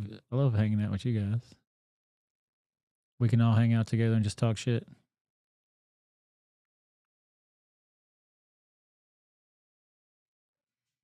Oh boy, here we go with this one now. Watch this.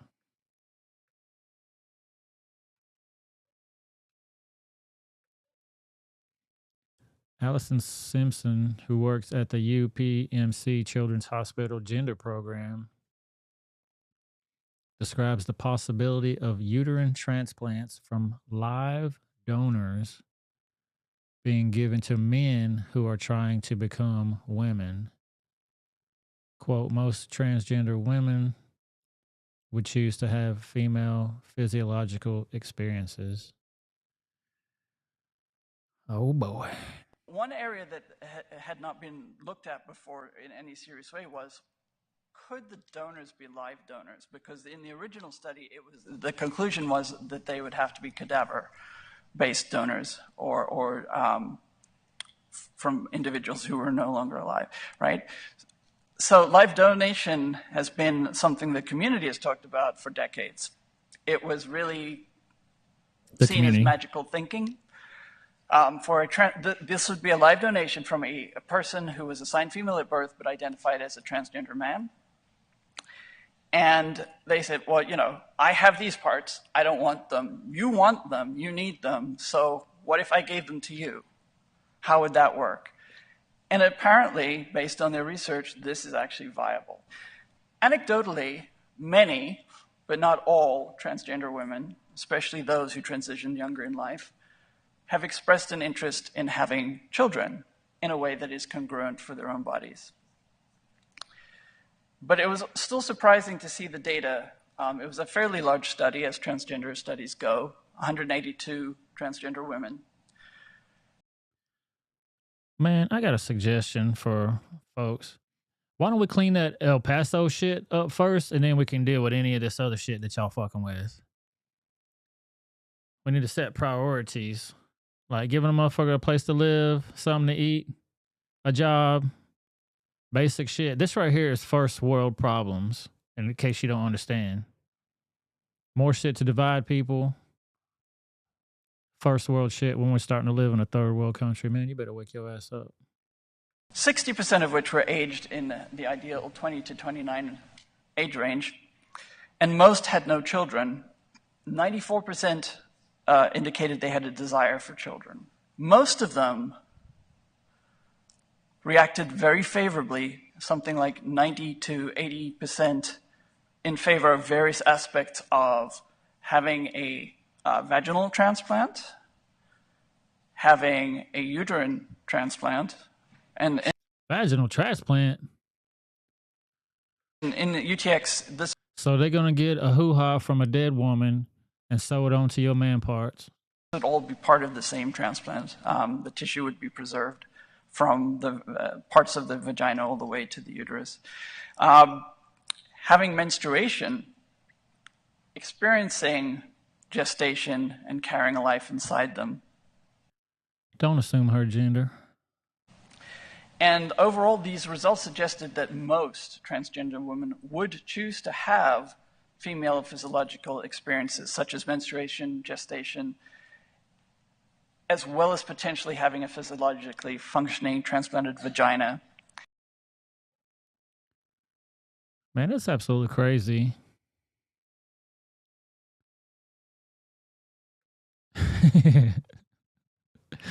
Sonia says Arizona priorities. The new governor wants $40 billion to send migrants to college.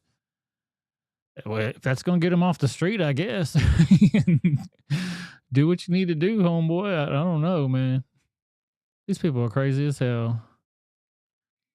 They get this money from our taxes, in case y'all didn't know. I know you guys know. Y'all the smartest damn audience on the internet, so that's why y'all over here. Oh, shoozle. I'm going to have to do Twitter's file. They got a new drop here. The Twitter files number 14, the Russiagate lies. The fake tale of Russian bots and the release the memo hashtag. Oh, boy. I'm going to have to do a show about that one, y'all. Have to do a show about that. I like doing some of those Twitter spaces, man. They're fun. You get to hear a lot of people that you normally don't get to hear from, or they're not afraid to be on audio, at least, because it's more, I guess it's less publicized, you know, because if you hear the mainstream don't even talk about it.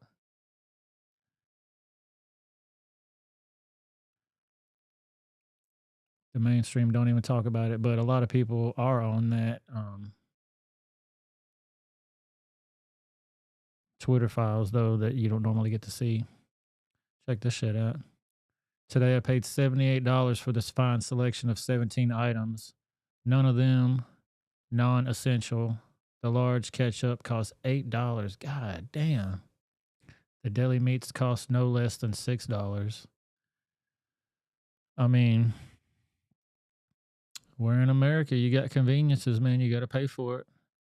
When you got so many goddamn people coming into your town and cities, overtaking shit, robbing shit, stealing shit. What do you think's going to happen?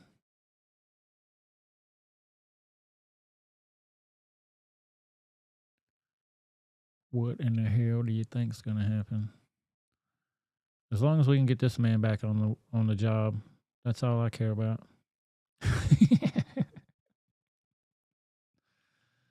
Oh, boy.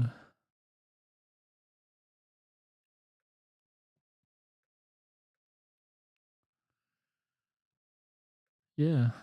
They're so bored they want to play God. Yeah, imagine having so much money that you've bought everything that you want to buy. You have every boat that you want to have, every car that you want to have. You've seen every movie. You've dated every movie star. You've done everything your heart desires, but what kind of other weird shit can I do? Fucking anything. If you got enough money, like you said, they're bored as hell. They can do whatever, man. It's crazy as hell to me.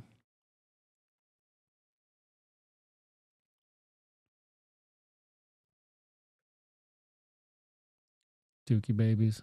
This is what men would be left with if there were no women. We obviously need each other. Yeah, for sure. And it's all another thing to set up a division between men and women. All this bullshit that you see on TV, how they make people get in their feelings about how they should act, how they should do. That's a whole nother psyop for that ass.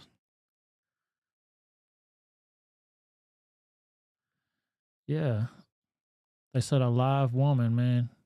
So let's just imagine you get with the girl.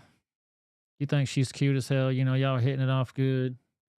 Y'all go back to her place, kind of start doing some things. You know, you touching this, she's feeling that. You want to get down there and have a little snack, you know what I'm saying? Set the mood up, do things right. And then you find out later on that was a dead woman's hoo-ha that you was licking on. That's going to be psychological trauma right there for somebody. Yeah. Trauma for your mama, sir.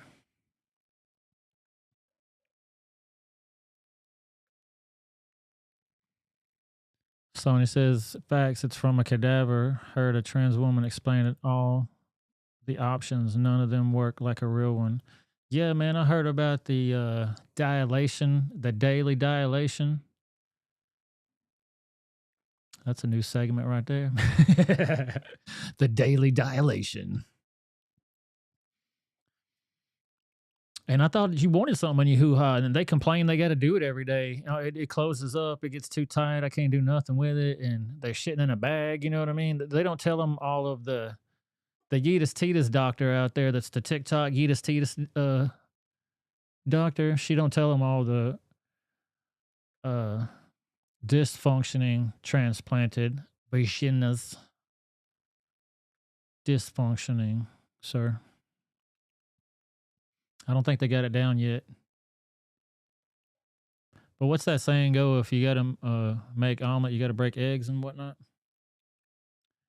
Am I zoomed in probably? There we go. My focus was out a little bit.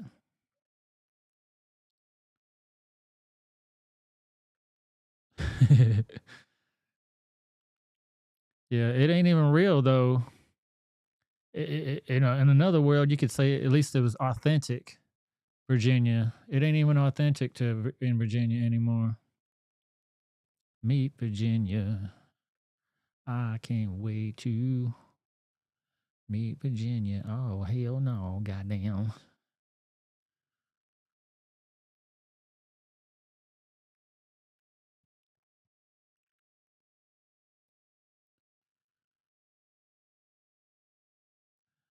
Yeah. Yeah. Let me see here. Let me see here.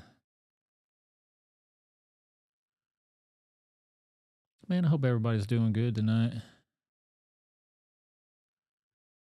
I appreciate y'all being here. I'm going to open up these phone lines right quick. So y'all motherfuckers can call in now. Call in. Talk about some of these crazy ass issues we had on the show tonight. We talk about Koberger. We could talk about these fools. We could talk about everything, anything, and everything.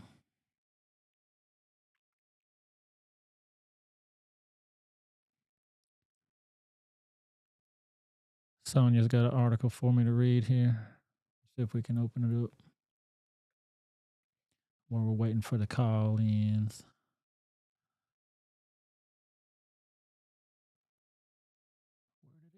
Where did it go?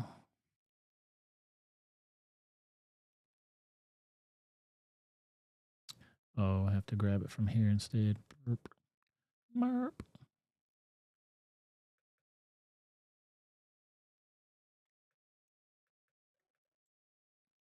Man, that ain't gonna work.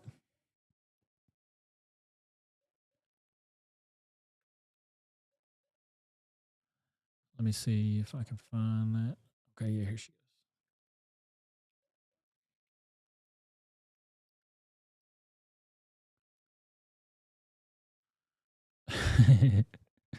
This is crazy.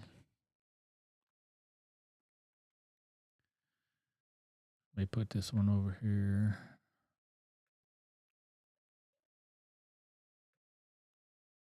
Sonia sent me this one. Thank you, Sonia, for sending me that. Man who married a sex doll is now in love with an ashtray. What the hell? What the hell? Is there going to be audio on this video? I don't know if I want. No, I don't want to unmute that shit. It's going to be some raggedy ass music. Look at this motherfucker. Dude, that is creepy as hell. That is creepy as hell. And his friends are all, this is his friends all hanging around and shit. Oh my God, bro.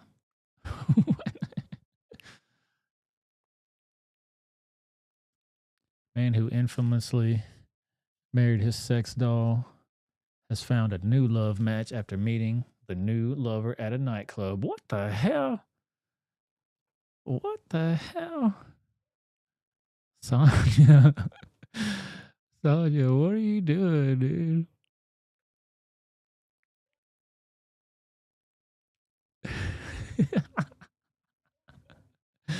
What in the hell?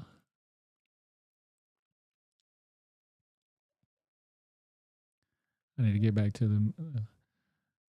What in the hell? After meeting a new lover at a nightclub, this kinky beefcake. Okay, I think we're going too far already. We're going too damn far already. What the hell? Kinky beefcake, my a-hole. Let me get back on this. Oh shit, what happened?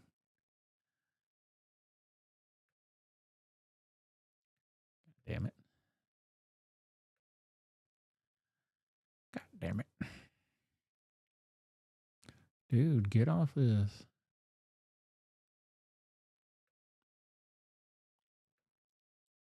Okay, now we're back in business here. What the hell? Oh no, his friends, this Kiki beefcake. Man, you better wake your ass up.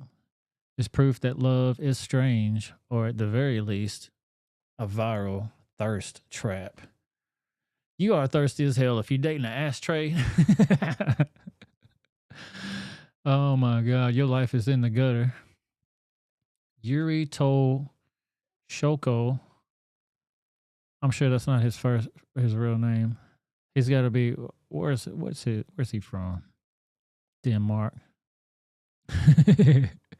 They all were some Finland or some weird ass shit like that. Who famously married his specially designed sex doll Margot last November in a wedding ceremony attended by dozens of guests. Dozens. He has dozens of friends. I don't even have dozens of friends. Even if I'm counting everybody in this chat right now. I don't even have dozens of friends. This motherfucker got dozens of friends that come to his house. Russia. Devin says Russia, I guess. Yeah, with friends like these, who needs enemies? Russia. Yeah, in Russia, the sex doll marries you. Just when you thought it was safe to go back into the water.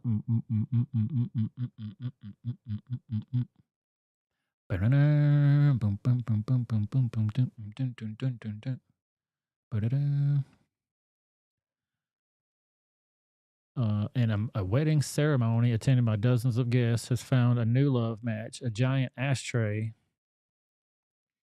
he wants to adorn with an artificial vagina. God damn it. God damn it, Sonia. She knows how to tie an article into another article. That's for damn sure. I'll tell you that.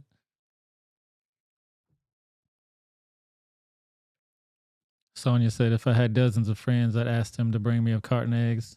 They ain't cheap. Yeah, even if that's your next party, everybody's going to be saying, everybody bring one egg with you so we can all have a dozen. Instead of potluck, it's going to be just ingredients. Instead of whole dishes, it's just going to be potluck of different ingredients and see what we can make out of this shit.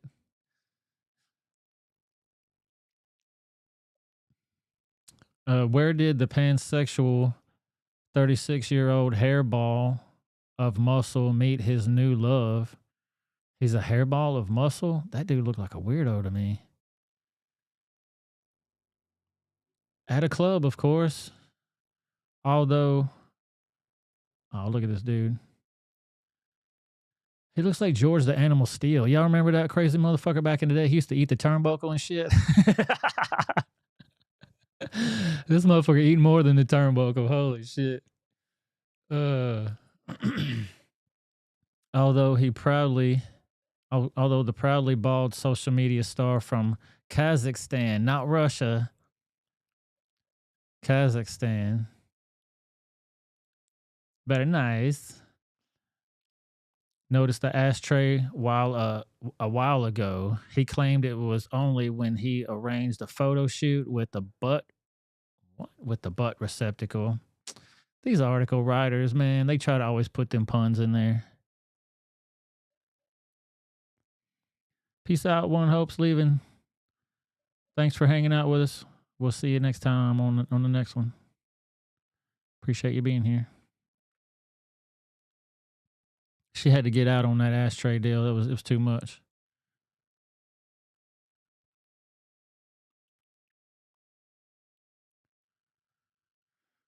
Oh, Lordy.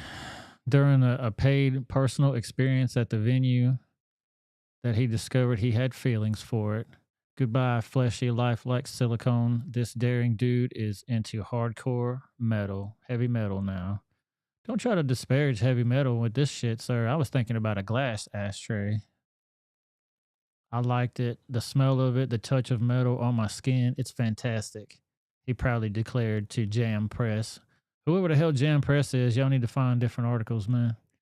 I like the touch of sharp metal on my skin. It excites me, so I think you can understand what attracts me to this ashtray. Man, you better get the hell out of here with this dumb shit. Rumor has it Tolocho met his new love while estranged from his wife, Margot. They estranged now. They sleeping in separate bedrooms. He's probably trolling it, yeah. Probably, but those sex dolls, from what I understand, they're expensive as fuck. So that's an expensive ass troll. You got all your dumbass friends involved in that shit too. They ain't normal people neither. They in love with an aardvark. Homeboy gonna get wed to his baseball bat next week. They got a whole circus tent full of these fuckers.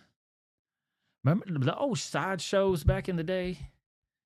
The old side shows, like the circus side shows, you would have to pay money to go see that shit. They would come to town on the train or whatever.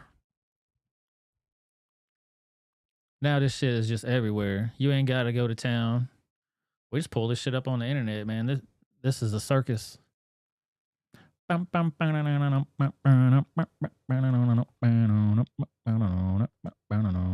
clown show up in this bitch.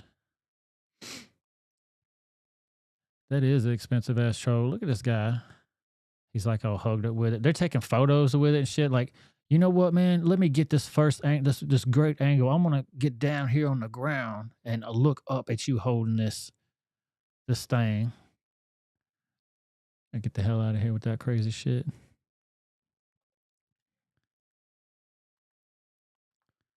Sonya is hereby banned from sending me any more articles.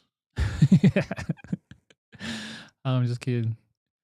I love what y'all send me. Yeah, I saw that in the children's aisle. Hell, they got that new legislation now where they're trying to teach that stuff to younger and younger folks. You know what I mean? They want to teach them to younger and younger people.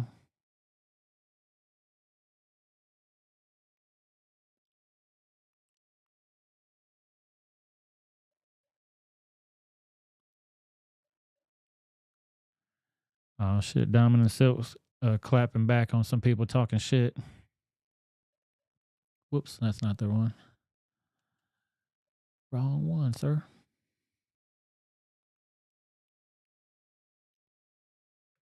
Hang on 1 second, guys.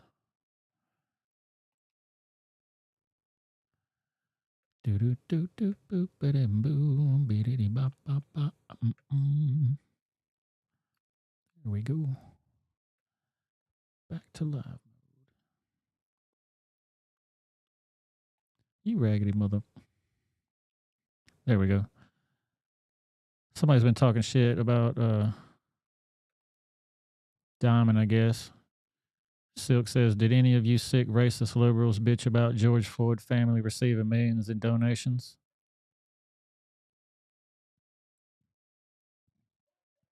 Stop bitching about thousands raised for my biological sister. Preserving her legacy is my objective. Hell, maybe I'll look into getting a huge statue. Then they got a little give, send, go, so you can click to give to Diamond's memorial.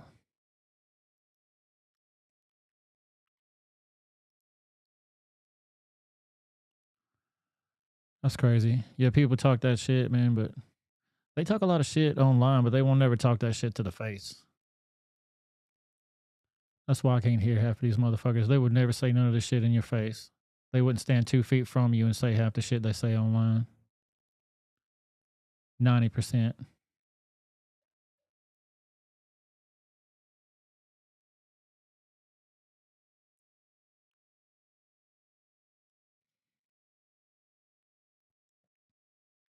Oh, yeah, I'm going to have to get on that Twitter Spaces when I jump off here with you guys. Man, thank you guys for coming in tonight. We're getting close to wrapping it up. We didn't have any call-ins tonight, but I don't know if that's just because the Skype ain't worth a shit or nobody don't want to talk to me. I like that fucking overlay, though. I'm going to figure that out. I'm decent at graphic design, but I'm new at doing the movie editing part of stuff. I taught myself how to do audio recording and all kinds of shit that way, and everything I do now I taught myself, so.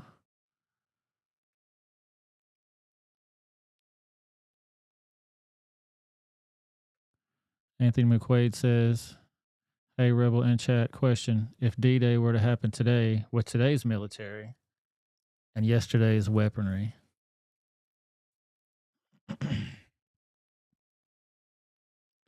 what would happen? They probably couldn't pick it up. That's for one thing. If anybody has ever held an M1 Garand, that motherfucker's heavy. And I've got 3 of them. One of them I'll never shoot, and 2 of them that I've taken to shoot before. What's up, Bob MK? I'm sorry, Bob KMIT is in the house. Thank you for showing up, sir. You missed all the fun stuff. Oh, shit. But, yeah, if you ever held an M1 Garand, that shit's heavy, man. And when I shot it, I went to the gun range to shoot it. Hi, baby. I went to the gun range to shoot it, and let me see if I can get Heather Bear in here for y'all. Hi, Mama. Dang it. Never working when I want it to. I'll figure that out too. Anyway, if you never held an M1 Garand, that shit's heavy as hell. And when I was firing that thing, that's really all I could think about is how heavy that was. And I was only holding it in a stationary position. Boom, boom, boom, boom. And it was really accurate. It felt nice to shoot it.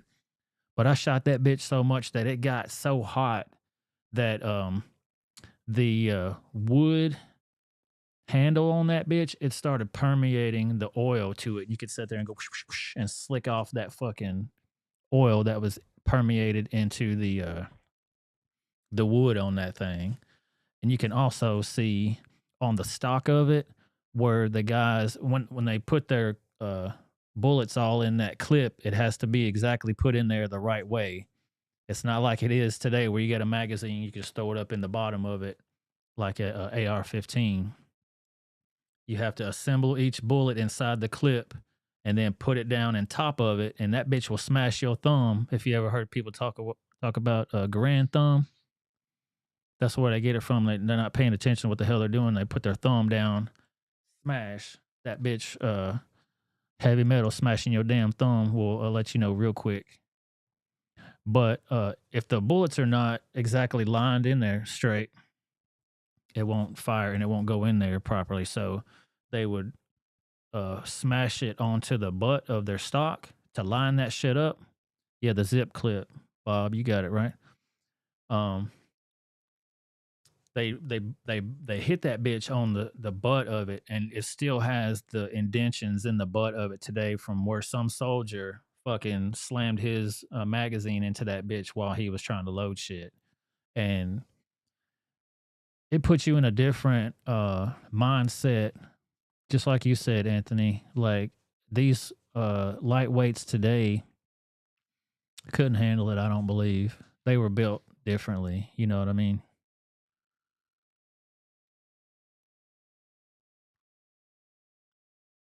Yeah, he might fall in love with it next. I love all my guns. I don't sleep with them or no weird shit like that, but I like collecting old classic stuff and unique things.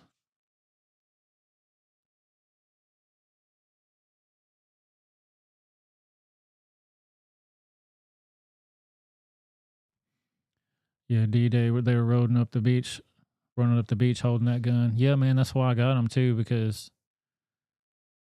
I like old memorabilia like that, you know what I mean? If you don't preserve that shit, nobody else will, you know what I mean? It's a part of our history. We wouldn't be where we are if they didn't do those sacrifices.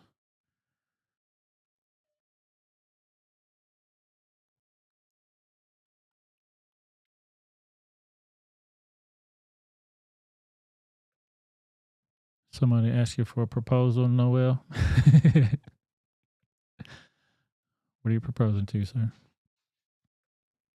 Yeah, I heard everybody had a lot of boating accidents out there. I don't want to go on the water with y'all. Anytime ABL asks somebody to go on the water with them, I ain't doing it. I ain't doing it. You don't know how to drive, sir, on the water. You ain't losing me out there. And I know a lot of people that go out on the boats, too, without their fucking life jackets on, man. Don't do that, y'all. So many people die by doing that dumbass shit. Devin said the question is, how many died? Yeah, how many survived and how many died? I know if y'all watched that fucking Saving Private Ryan, man, that shit was realistic as fuck. Make you nauseous as hell trying to watch that shit. Like, oh. But they had to live that shit. Like, they had no choice, man. And some of those dudes that they had their packs on were so fucking heavy. When they stepped off that boat, boom, they go right into the water, down and done. While they got bullets going by them and shit. Your best friend's getting his fucking head blown off. War is crazy, man. But now they bitch out and shit, and they got drones, so they can just shoot somebody from far away. Really no consequences until somebody fly some fucking airplanes into your building. And what do you do when you're fighting a superpower like that? I mean, I ain't saying none of that shit was right at all, but put yourself in those folks' situation. You got a superpower coming over to your country where you got caves and shit. You ain't even got shit. They come over here blowing motherfuckers up left and right. Dude, all we want to do is beat the hell out of women and cut their damn heads off. You know what I mean? What's the problem? You know? You got this damn superpower. We're going to try to come over here and bomb your shit, steal all your oil. We ain't got no way to fight against these motherfuckers, so take a airliner and throw it into their building, I guess. I ain't saying nothing's justified, but we start a war with somebody, it's war. You know what I mean? They're our enemy. We're their enemy. So whatever you got to do to win, I guess.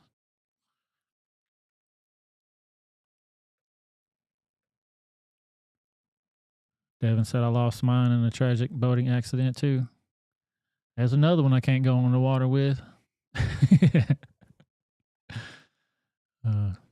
Yeah, that was a good movie, Anthony McQuaid. It tells a good story. Bob says we lost over 300,000 killed in World War II. Lost 1 million to... Yep. That's unfounded, sir. Speculation.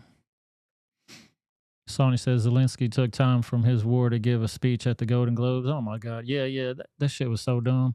And when he was coming through the house, that whole thing was weird as hell. When he needed a translator, when he was standing there with Biden and they had the little earpieces in and all that shit, trying to make it look all official for the folks over there that are watching shit over here. It's a whole world stage.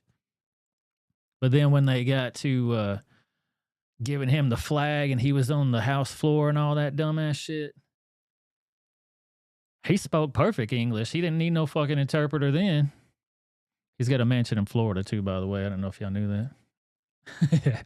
That motherfucker ain't no Ukraine, man. That whole thing is fake as shit.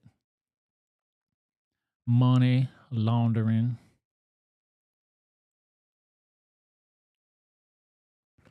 Yeah, the fortifications Germany built on that coast were crazy.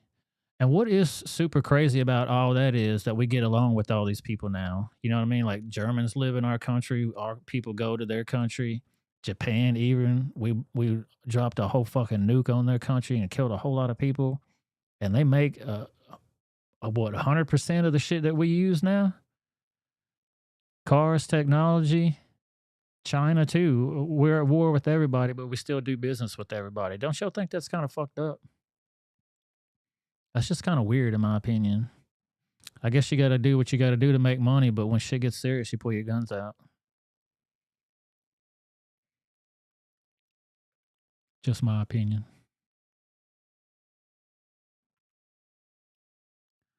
I don't know if I had anything else for you guys tonight, since nobody didn't want to call in. I'm wondering if even my Skype is even working, because if ABL couldn't get calls, that means I can't get calls. What do y'all think about that graphic too? I'm an amateur, man. I'm learning how to do shit.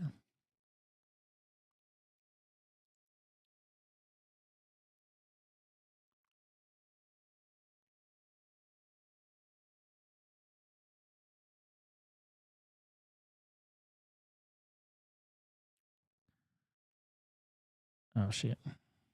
Here goes old Joey. Joey. Oh. Hey. Devin's on the line. Got your video off. There it is. Okay. I left chat. Sorry, chat, to talk to Rebel. Oh, you had to leave the chat in order to come in? Well, I didn't want any kind of echoing or any problems. Yeah. So I didn't. That would be a thing. Cool. I appreciate that. Yeah, I think the audio's going good now. I can hear you fine. I hope everybody else can hear her fine. Let me know if you guys can hear Devin out there. What's going on tonight? I forgot. Oh, shit. You got your plate full from what I understand. The people got you busy all day. Oh, yeah. I was just, when you work 4 days in a row and they're all like all day and it's all like 200 pages each, it takes a long time to recover from something like that. Oh, yeah, I bet. And plus dealing with all the other stuff you do with social media wise, you're reading stuff there too, you're processing information. It's like you get burnt out.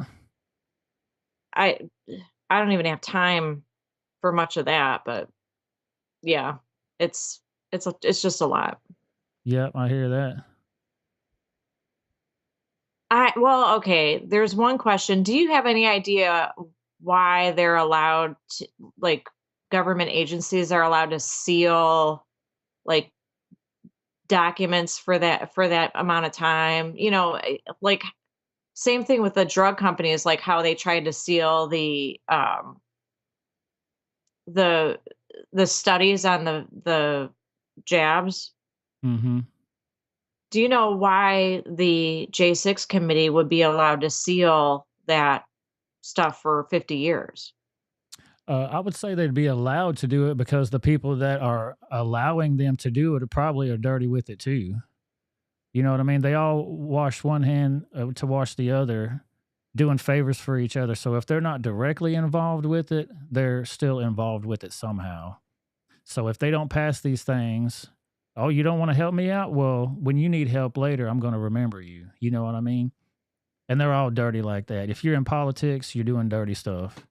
And if it was legal, you would think that there'd be no way that they could do that. And they tried that with the whole cooties thing too, but they eventually did get those documents released. So hopefully they'll do that too. And in my opinion, when they do shit like that, it's like they're opening themselves up for investigations and scrutiny. So are they doing that on purpose, or are they just trying to get stuff over on people? And now they brought it to light by hiding it for such a long amount of time, because 50 years it seems a little extreme in my opinion. It doesn't make any, I mean, there's no reason for it unless they're trying to hide something. There's just no reason for it. I can't think of a valid reason why they would want to or should be able to do that.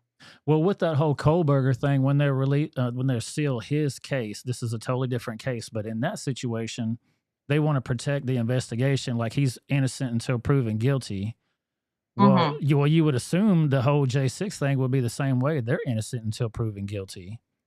But it seems like a lot of people are either taking deals, like they're tired of waiting in jail. They just want to go back home to their family, so they're just taking whatever deal. I'd wait in that son of a bitch until they got tired of holding me there. You know what I mean? It's a trespassing charge or whatever it is. If you didn't do no dumb shit, come and get me. I don't have time for you idiots. But they'll keep your ass in a jail forever. Innocent until proven guilty, my a-hole. Right. Yeah, I know a guy. I don't really know him, but I met him once.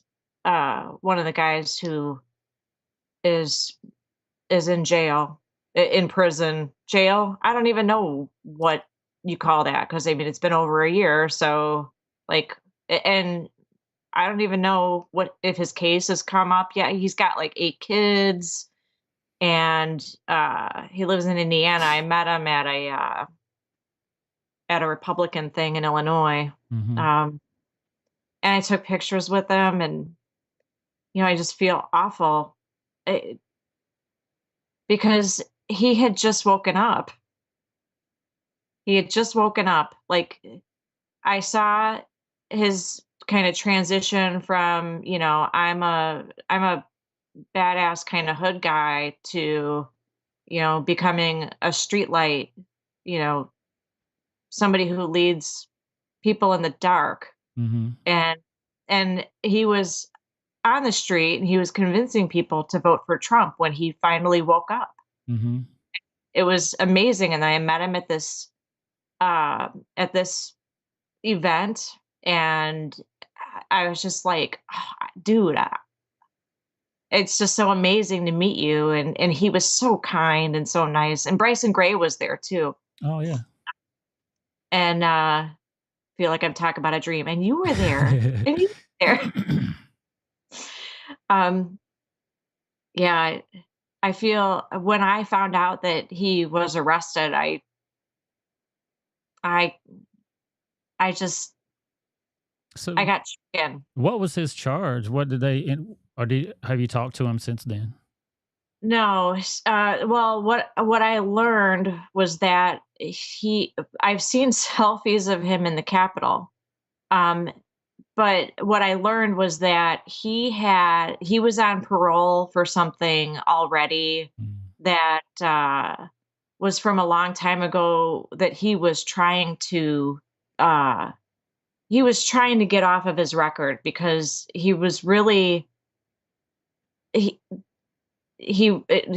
allegedly he's really not guilty, but he took a deal because he was young and he didn't have maybe representation or something, and so he wasn't allowed to leave the state. And so, except under, you arrange it with your parole officer and whatever. So he was like, he arranged it with his parole officer, but his parole officer supposedly screwed up the paperwork, and he wasn't allowed to be out of state on that day, on those days. And so he got nailed. Yeah, when you're on parole like that, you have to walk the straight and narrow for sure. Like they don't put up with no bullshit when you're on parole like that. So for him to even be motivated enough to go down there and do something like that says a whole lot for one thing. And I think a lot of people were under pressure. Like they're tired of all the bullshit. They're tired of all the bullshit. They want some kind of change. So they went down there acting wild. You know, some people were acting wild. Some people were being lawful and whatnot. But if you're on parole, they're watching your ass like a hawk. I was watching this TV show. It was Love After Lockup. Have you ever seen that shit?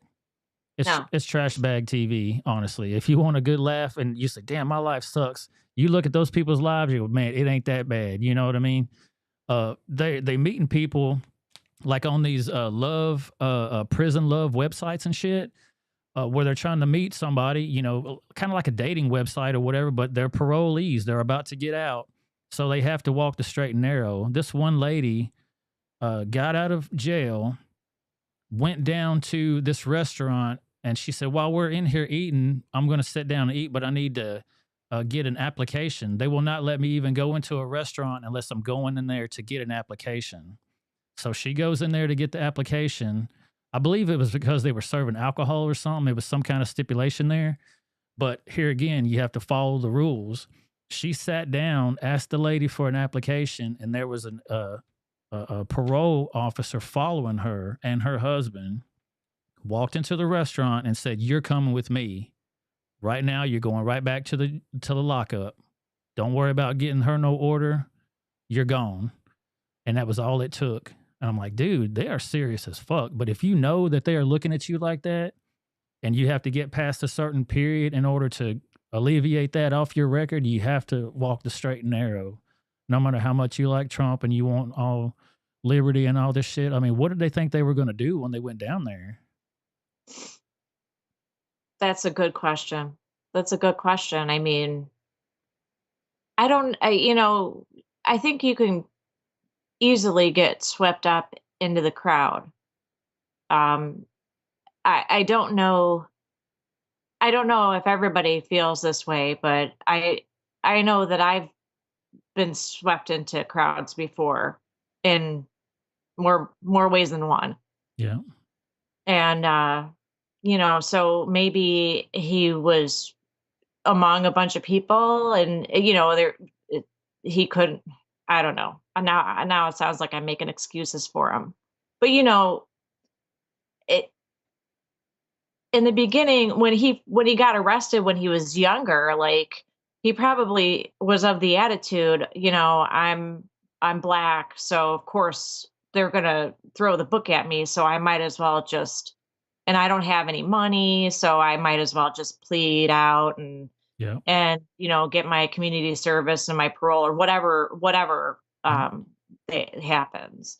And then he has this change of heart, and now, I mean, it just seems so, I don't know, it's all bullshit.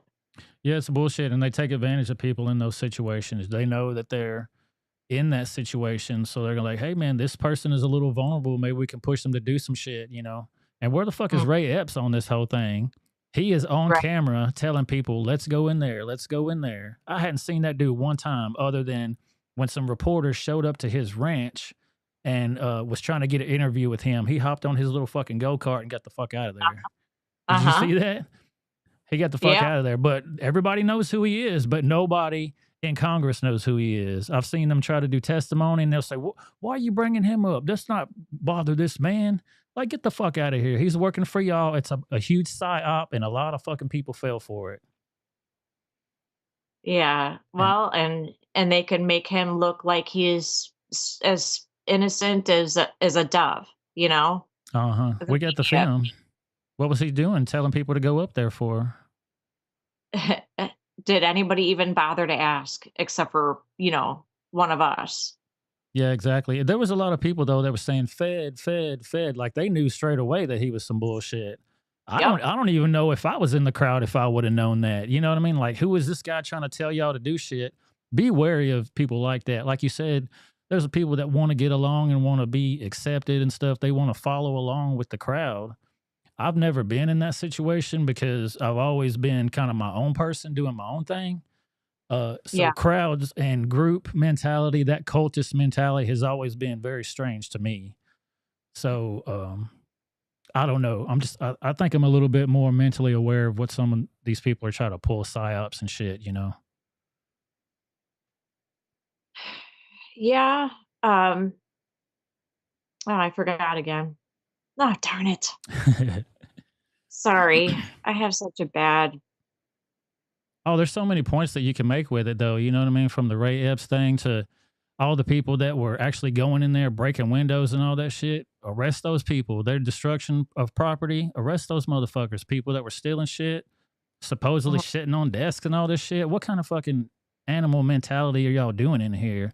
And at the end of the day, what is the main goal? What are y'all trying to do? You wouldn't have thought about doing that? No. No, hell no. Like I said, I wouldn't even went there.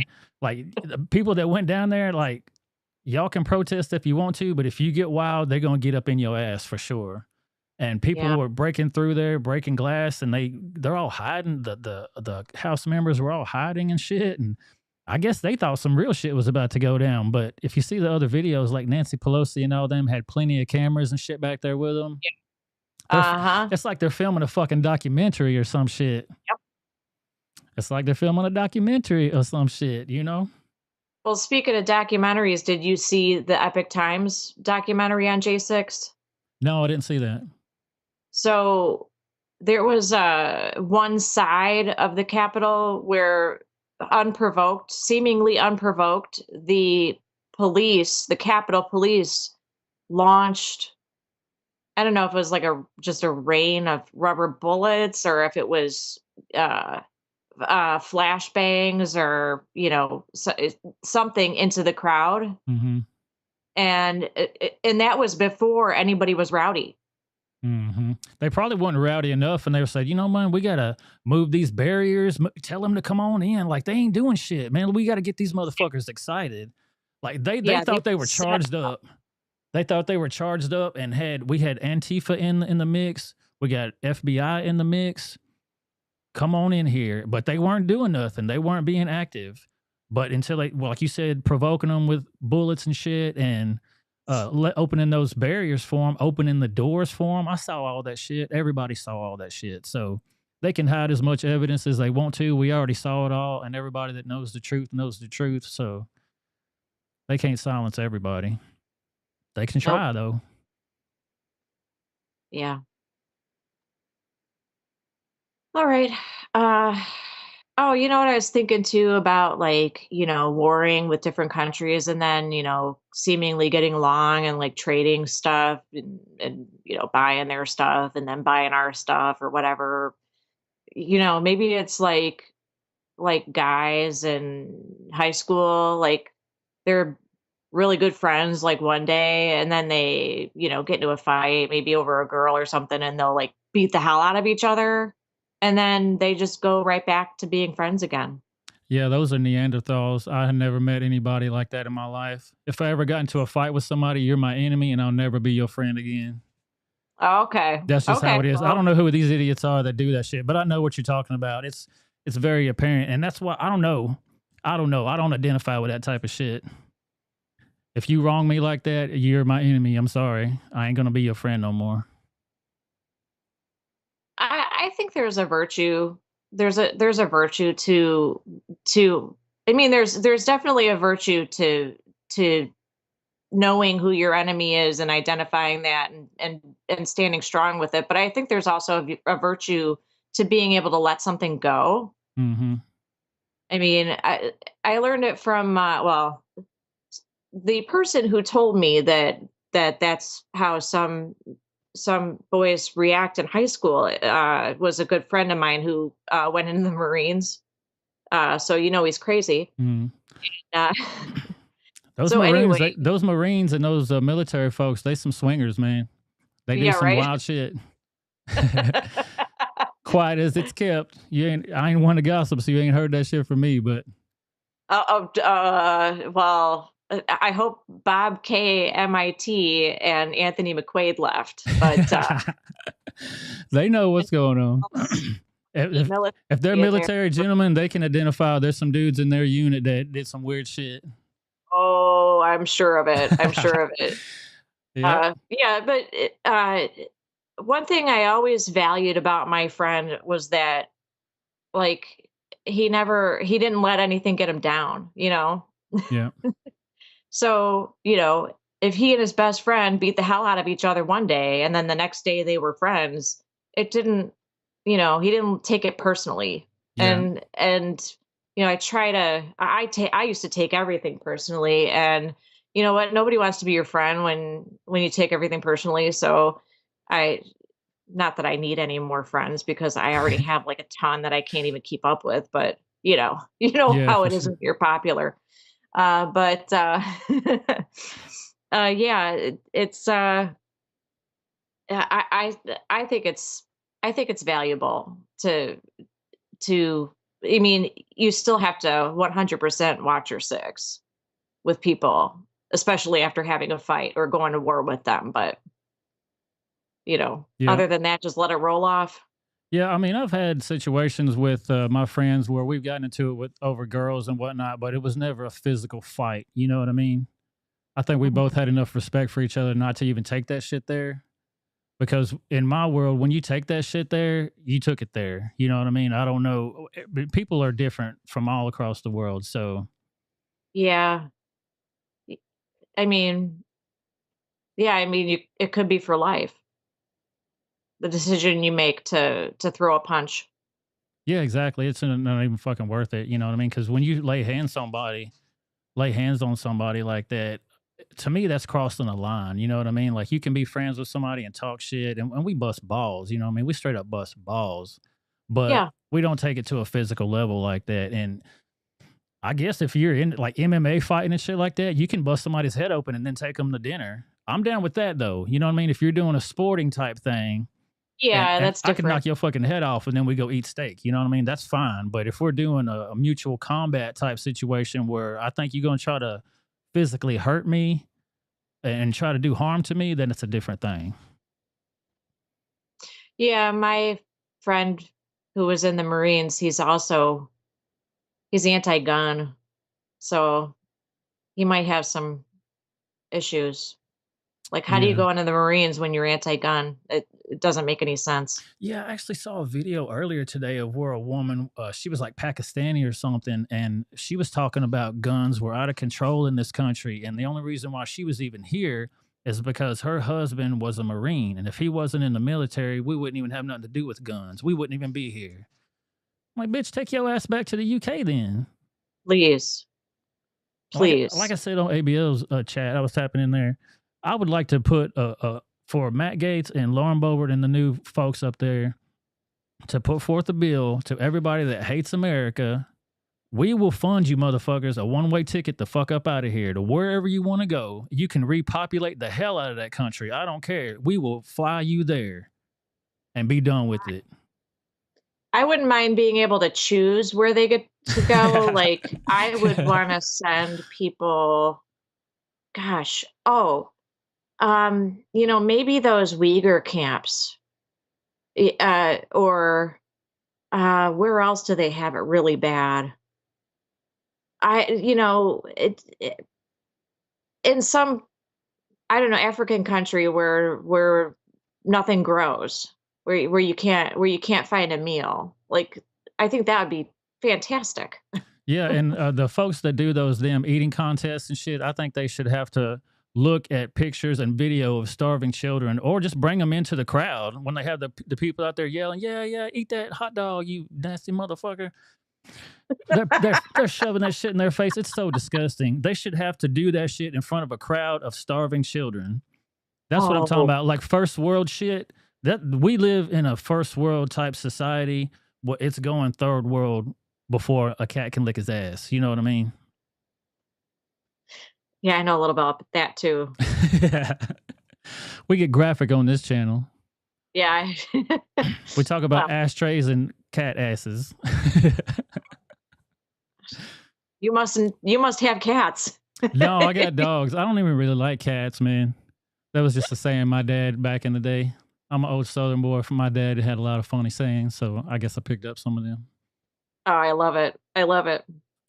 Well, Devin, I appreciate you calling and hanging out with us tonight. Audio seems like it was good. The chat's having a good time. I want you to call back whenever you feel like it. All right. Thanks, Rebel. All right, we'll holler at you later. All right. I'll see you in the chat. All right, peace out. Bye. Shout out to Devin. She's always a winner.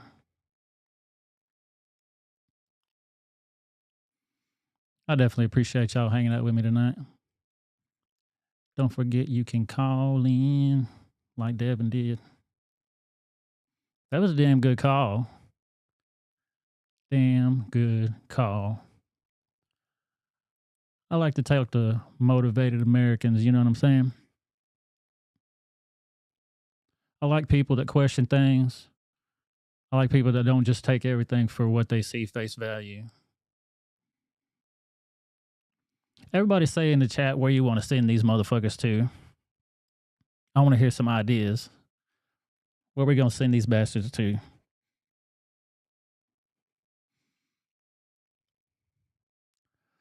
I saw somebody in here a second ago. Brandon Russell, you in here? Your flag and your shirt rock, bro. I appreciate you, sir. No, long time no see.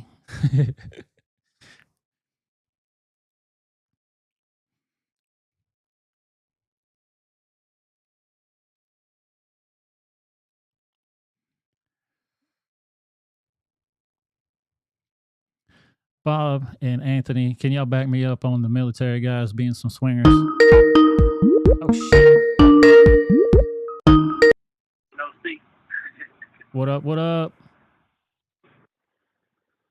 Hey, Rebel. What's Bob, up? how you doing? Doing good. How you? I'm good. I didn't know you actually had a call-in show. Yes, sir. Yeah. So obviously you know me as Chesapeake Bob. Chesapeake Bob. Yeah. Whenever I call in the ABL show, I'm always Chesapeake Bob. Okay. In the chat, I'm Bob KMIT. I got you. When I first joined YouTube, I was actually teaching at MIT. Oh, wow. What were you teaching? Go ahead. Sorry, what were you teaching there? Let me get that straight because I got called out in ABL's chat.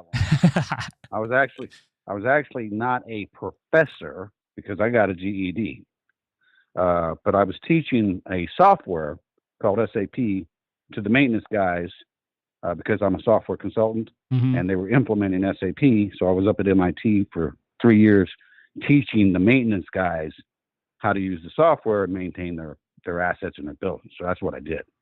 Wow. So I'm not no brainiac, with a PhD. I'm just a software consultant. Right. As far as where we should send them, I think we should send them back to Somalia. A lot of them. Anybody who don't want to be in this fucking country, excuse me, I'm sorry. Oh, you're free to speak on this channel, sir. Cool. I've been to Somalia. I've been off Mogadishu. Okay. It is hot. It is dry. And the wind blows all the freaking time. So if they don't want to stay here, we can buy them a ticket to Mogadishu. Hell yeah, I'm down for I'll that. pay for some of it myself. I'm down for it. If we can allocate our tax dollars to send these motherfuckers up out of here, I think that's a good place. I tell you, you ever have missed chances in your life that you don't recognize until later? Yes, sir. I was doing a project in Minneapolis, just outside of Minneapolis, actually about 3 years ago. So I was in the Minneapolis airport, and I turned the corner, and this lady was coming around. It was sort of a not straight a 90, but almost a hard 90. And it took me a split second, and I recognized her as Ilhan Omar. Oh, wow. And she kept walking and turned to her left and went down the hall. And it was almost immediately, I was like, damn, I should have confronted her. but I didn't. Yeah. It's probably good that you didn't. She would just ignored you any damn way. You know how they are, man. Oh, yeah.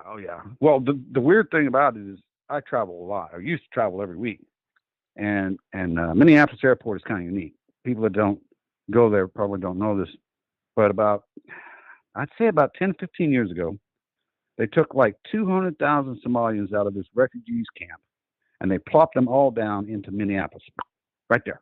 Okay, and every single one of them and their families work at the airport. God damn. It's weird. Anybody been to Minneapolis Airport? They'll back me up here. You go to Minneapolis Airport with a rental car, everybody's a Somalian. Wow. And And see, first time I flew in there, I was like, damn, it's little Mogadishu all over again. and see, you would recognize that. I wonder if anybody else is making that correlation. Oh yeah. I'm not the only one. Like I said, I was working a project. Actually, it wasn't in Minneapolis, right across the river in Hudson, in Wisconsin. But we would fly in every week to the airport, and we would go on Monday morning. We'd be at the project, and be like, "Hey, man, how many Somalians did you see at the airport?" All of them. Wow. But anyhow, did you have to change your name? Didn't you used to be Dent Machine? Yeah, it still is Dent Machine, but when I started this channel, I had to change it to a totally different name. You know what I mean? So that's really that's my business, like I do for work. But I got you. yeah, so doing the Rebel thing, I got a loud mouth in there, so I might as well keep it on this channel. You know what I'm saying? What railroad thing? What's that? You say a railroad thing? No, I got a bad mouth. Oh, So shit. I'm going to keep it on the Rebel, believe- keep it on the Rebel channel. Yeah, I got you. I got you. Believe it or not, and Devin, thank you for letting me know. I'm sorry I was late. I was watching something else. Actually, I was watching BattleBots. But You were watching what? BattleBots. Oh, BattleBots. Hell yeah. I hadn't seen that in forever. Yeah. Anyhow, but I'm glad you let me know he was on. I was in the Navy for 20 years. I retired as an E8, and it has taken enormous self-control to not talk like a sailor on ABL's call. Yeah. But I've learned over the years, now that I'm in the more professional world, how to train it back. But particularly if I've had a few drinks, which I'll tell you, this is now my third, Okay. it tends to slip out. Now, if you ever talk to my daughter, okay, she has no filters. She was raised by a sailor, ain't no freaking doubt. Yep. Anyhow, I just wanted to call in and let you know that, are you going to be on Thursdays now all the time? I'm doing Tuesdays and Thursdays, I think. Yeah, so I'm going to try to do 2 shows a week. It really Okay. depends on how fast stories come out and how fast I can get stuff done, because I'm trying to cover so much stuff and design things too all at the same time. So Yeah, I understand. Now, I don't have Twitter. I don't have Twitch. I don't have Cash App. I don't have any of that. And until you get, I think, certain numbers of subscribers, YouTube won't let me donate to you because I don't have that option. yeah, you can't donate as far as that goes yet, but you could do the Cash App thing, or I'm going to add PayPal here soon. I think Don't have that either. Okay.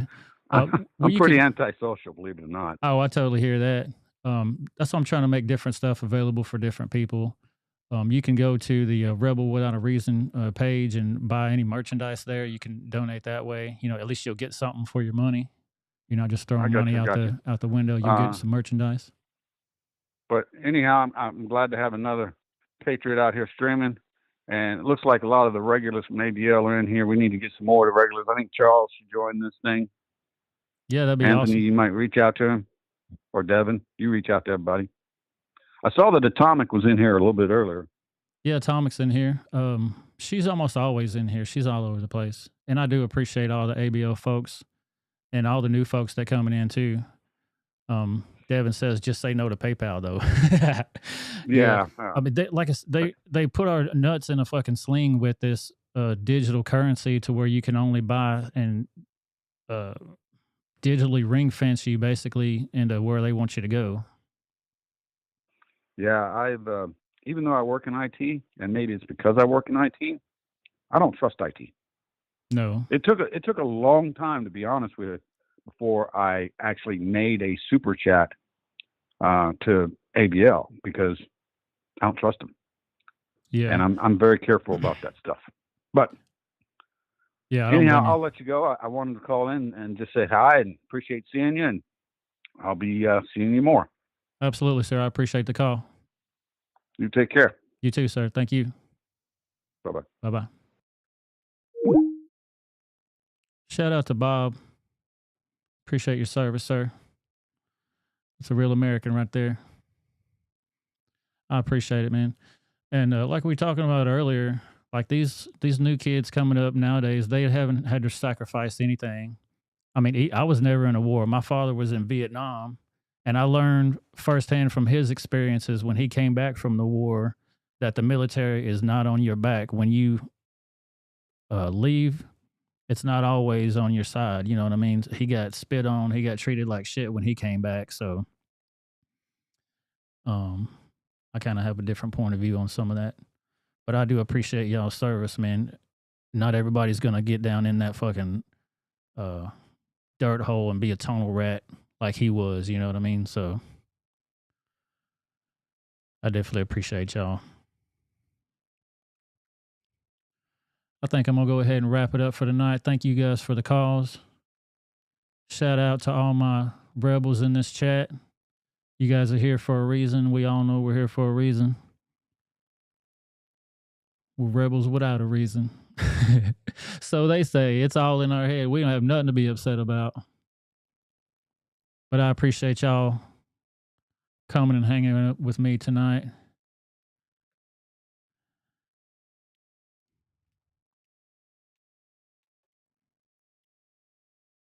About to get up out of here. Until next time, I will see you guys on Tuesday. Make sure you hit that Rumble link. Follow me on Rumble. I need 25 subscribers over there in order to simulcast over there too. And there's videos on Rumble that you cannot play on YouTube. So if you want the other stuff that's censored off of YouTube, you're going to have to go to Rumble and see those things. Yeah, what is the reason, McQuaid? I don't know. We don't really have a reason. Good night, everybody. Thank you guys for showing up. Sonia says good night. What is the reason, McQuaid? You know what the reason is. We're rebels in here, and that's the only damn reason we need. Good night, America.